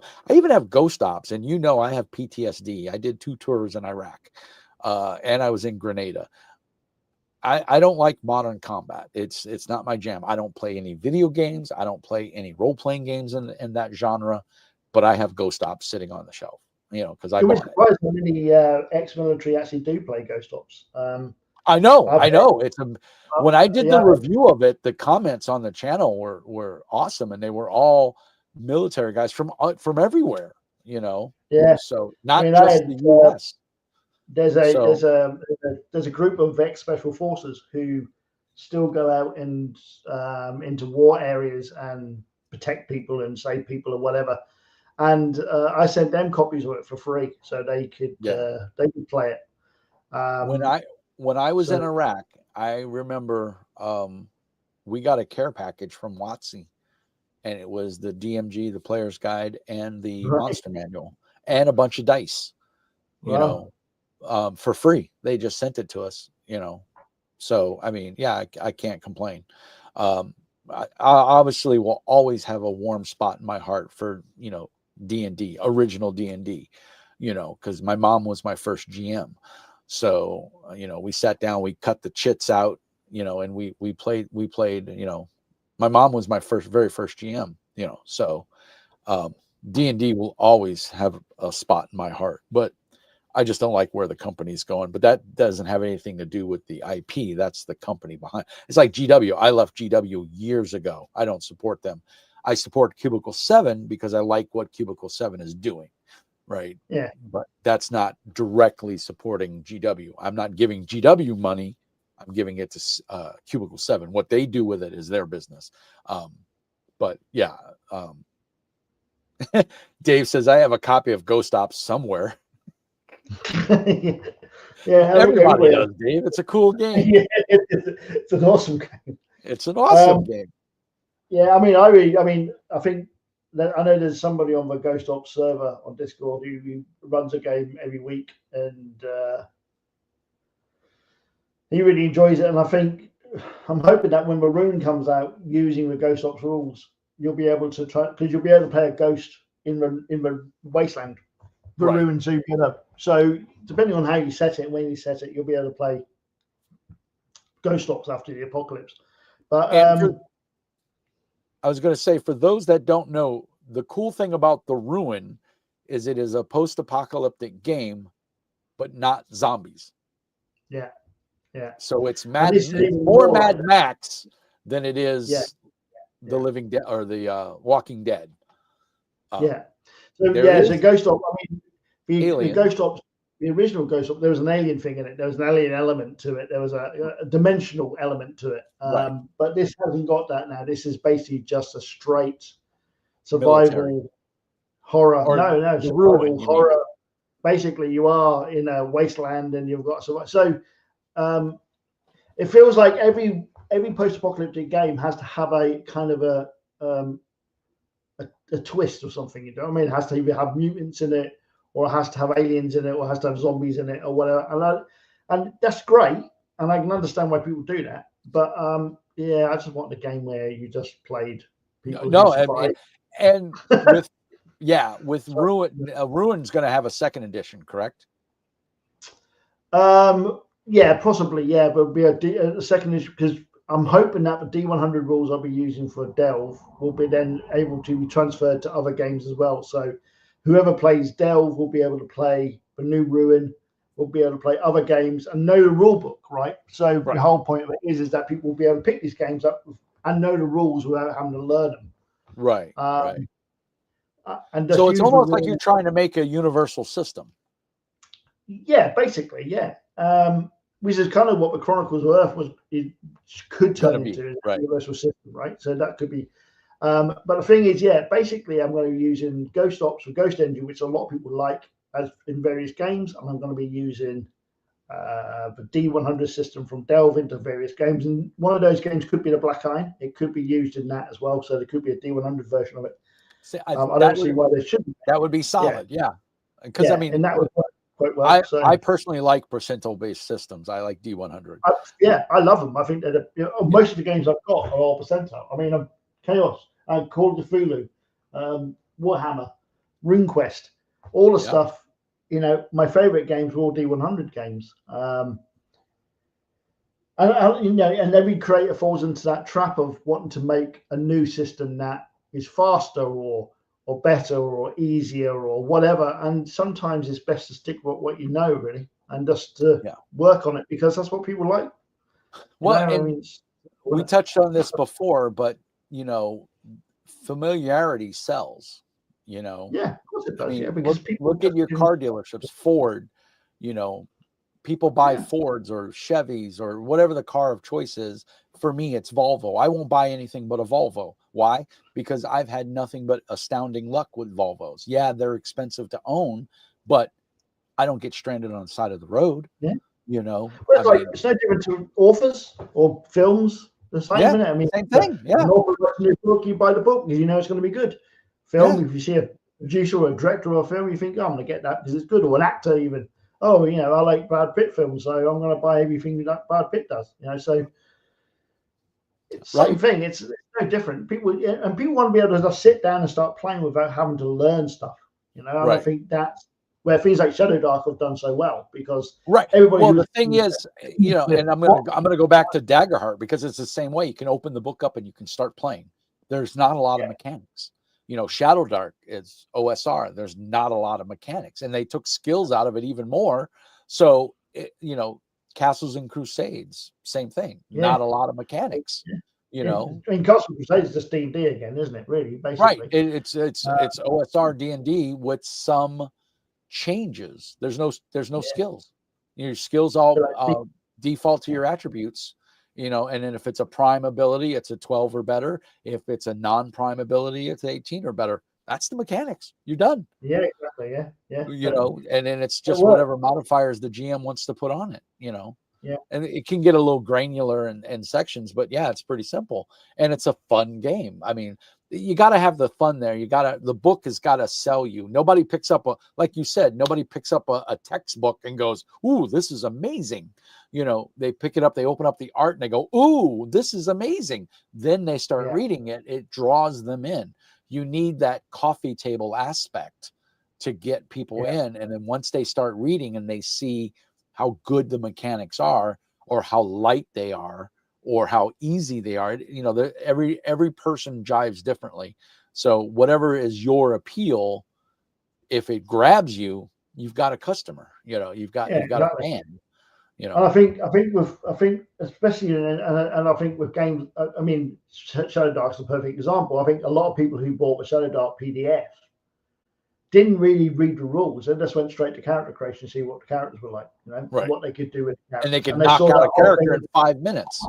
Yeah, exactly. Right? So I thought, I know that. I mean, we played. I mean, Vander as well. We played Shadow Dark on a Monday for a while. I played it for a little bit, and none of us had to learn the rules.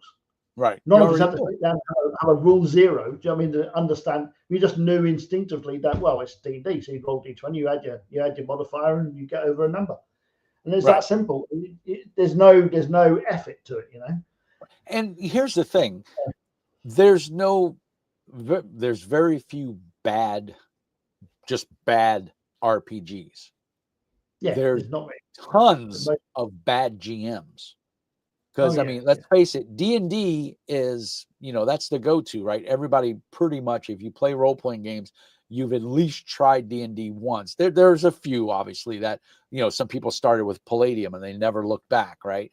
But how many times have you gone to conventions or played with people where you're like, I mean, and Lady V just said it, you play a game with somebody and they're antagonistic, they treat you like garbage, they don't know the rules, which I can forgive that a little bit, especially at like a convention.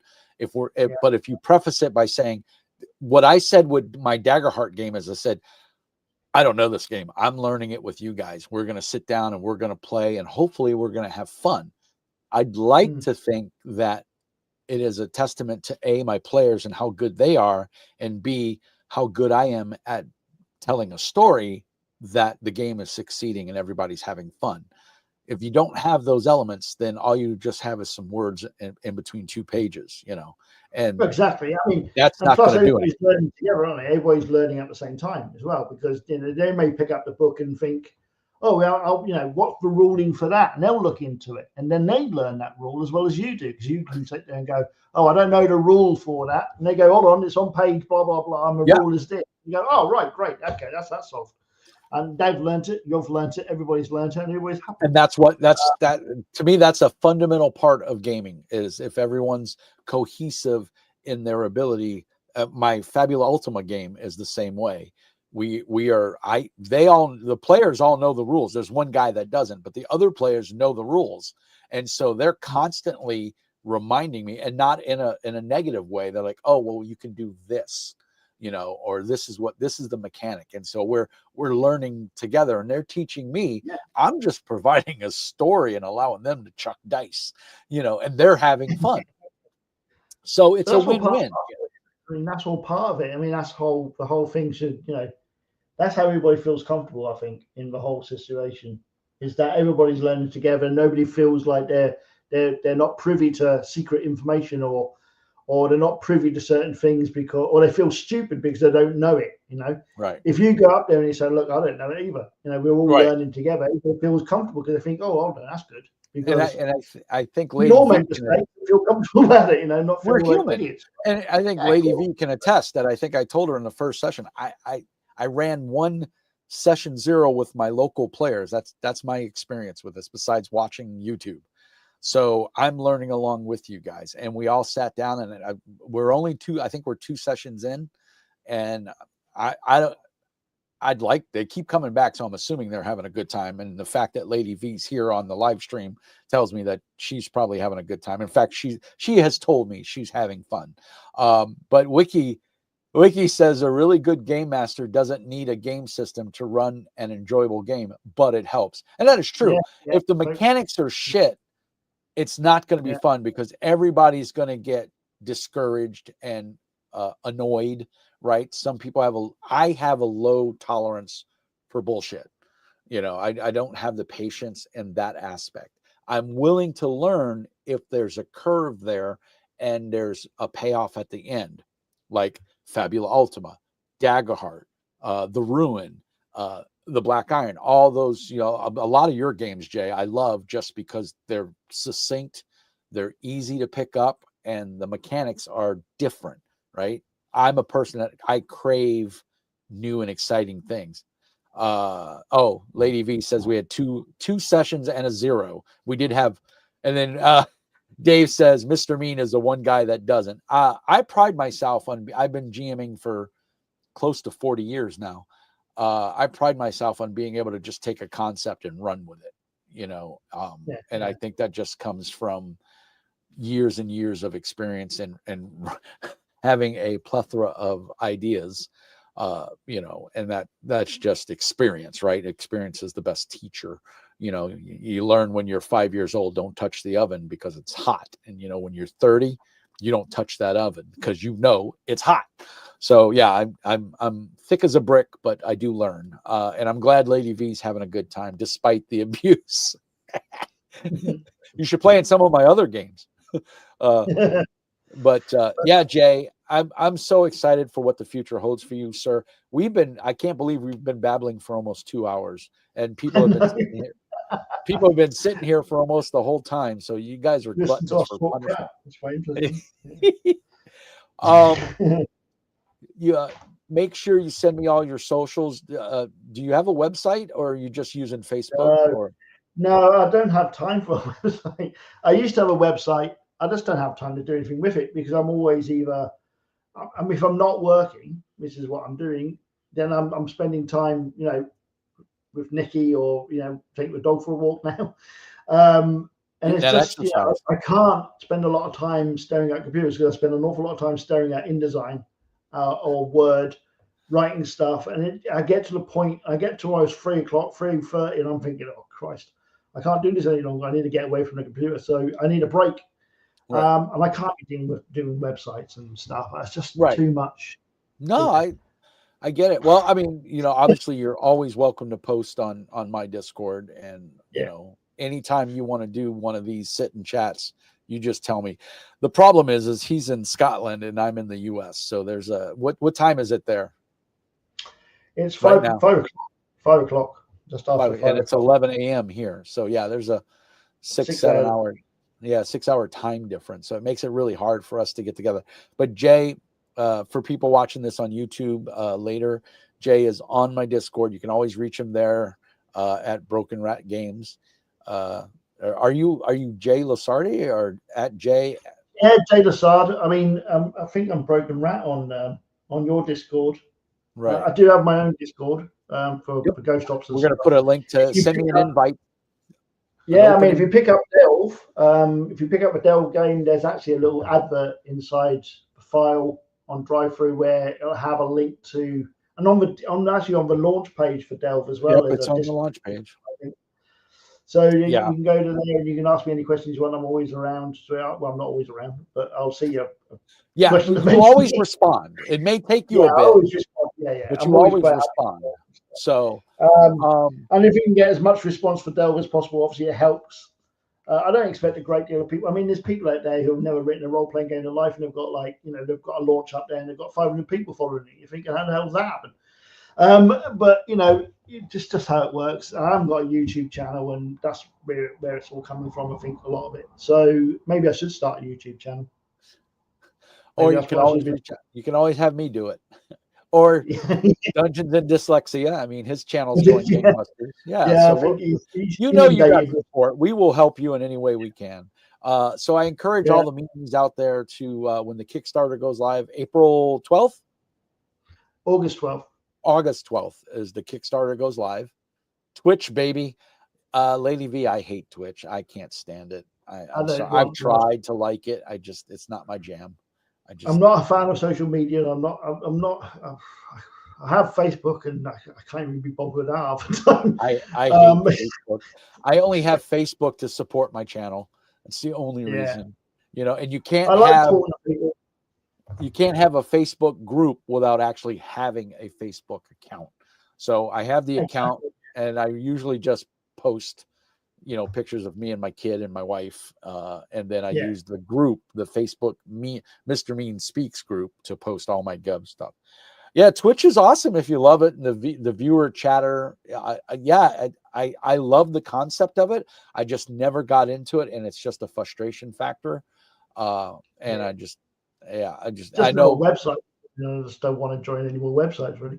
exactly. I mean, I'm happy to be on Discord. I'm happy to chat with people. I'm always happy to chat with people. And I'm always happy to ask questions and so forth and so on. And I'm always happy to help people. If they have a game they want to get out there and they haven't got the ability to, or they need someone to help, I'm always happy to help. But Facebook, I find to be a drag. I mean, I have a Facebook profile which I post things like launch, Kickstarter, but generally speaking, Kickstarter's a really bad place to advertise anyway.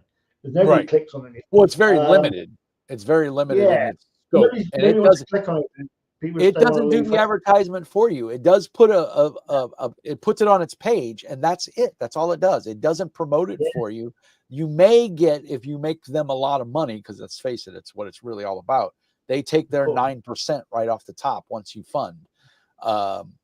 They may give you a little projects we love, but that's only if you've made them a shit ton of money.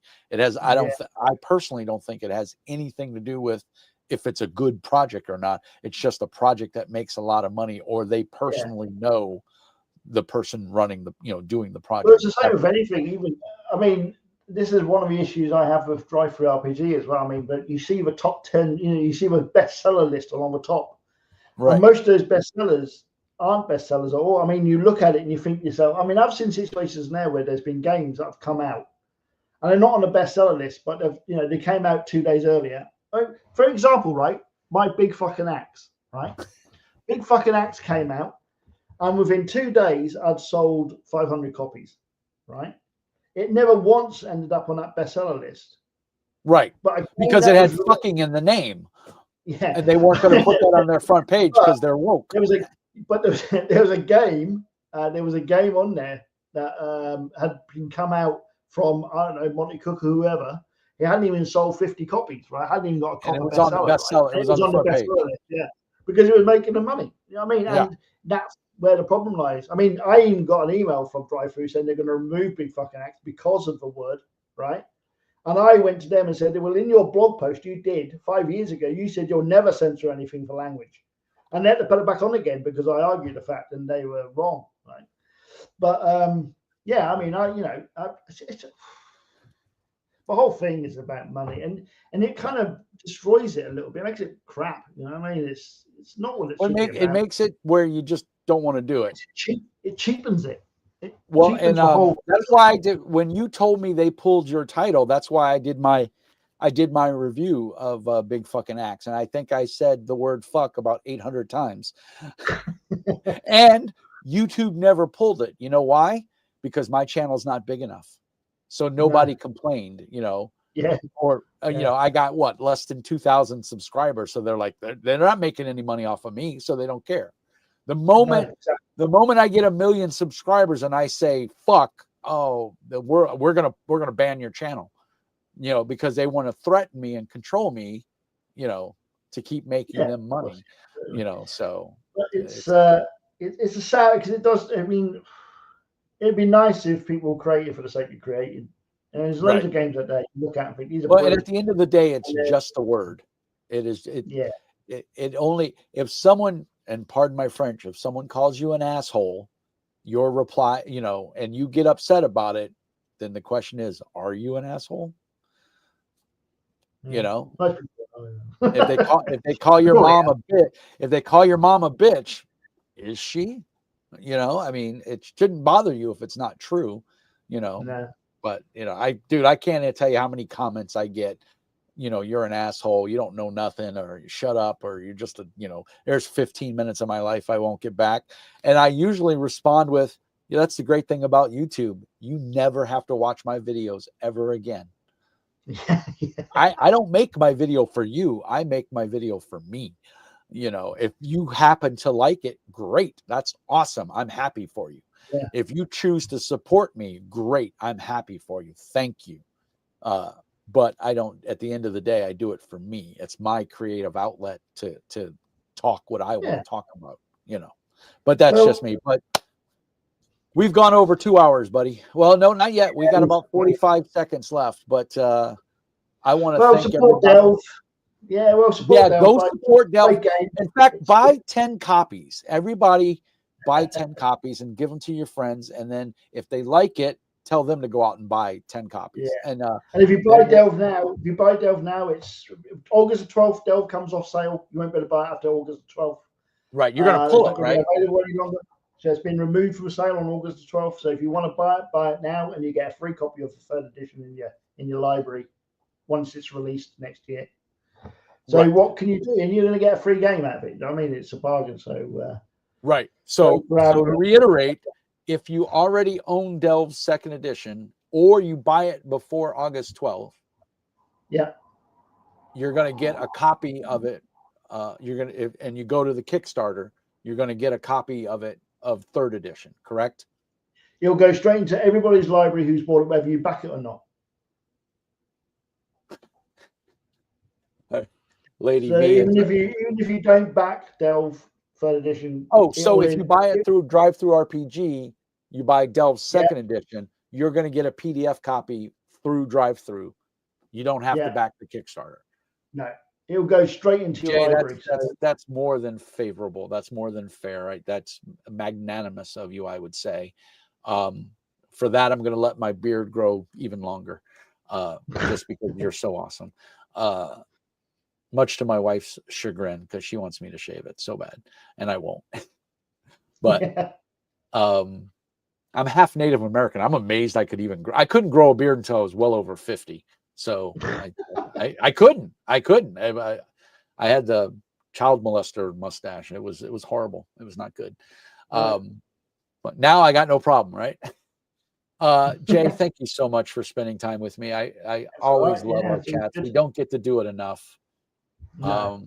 Let's tentatively schedule, put it in the back of your brain, to talk when the Kickstarter's over as soon as we can. Like if it ends, whatever day it ends on, maybe the next day we'll get on there and we'll chat. We'll do another one of these, and we can answer some questions about the Kickstarter and stuff for people who backed it, and then we can have all that fun. But as always, you're a peach. I love you. Give Nikki a hug. Kick the cats. Scruff the dog. I love the dog. And then Andrew, thank you so much for chiming in. Lady V, Dave, anybody else who's watching, who's staying silent, because it says there's 5 people on, but nobody's. RPG Frequencies, thank you so much. There's 5 people viewing in. Everybody, you'll be able to watch this. It'll go live on YouTube as soon as I get done recording. Jay, I'm going to ask you to stay in the stream while the video renders. Thanks everybody who watched. I appreciate you all. Love and happiness. Like and subscribe. I got to do it. I have to. You can support me on Patreon. You can support me on Ko-Fi. Join my Discord. Join Jay's Discord. I'll try to put all the links in the doobly-doo on Facebook so that we can make sure everybody gets the information. There's a link to the Kickstarter on my publisher's page. On my Discord, there'll be a link to the Discord again in the doobly-doo. If you're not a member, thank you so much, Jay, for spending your time with me on this wonderful Saturday. I'm going to go torture my family now. I hope everyone has a blessed day. Jay, we will talk again soon. As always, peace and hair grease. And remember, Mr. Mean says be nice.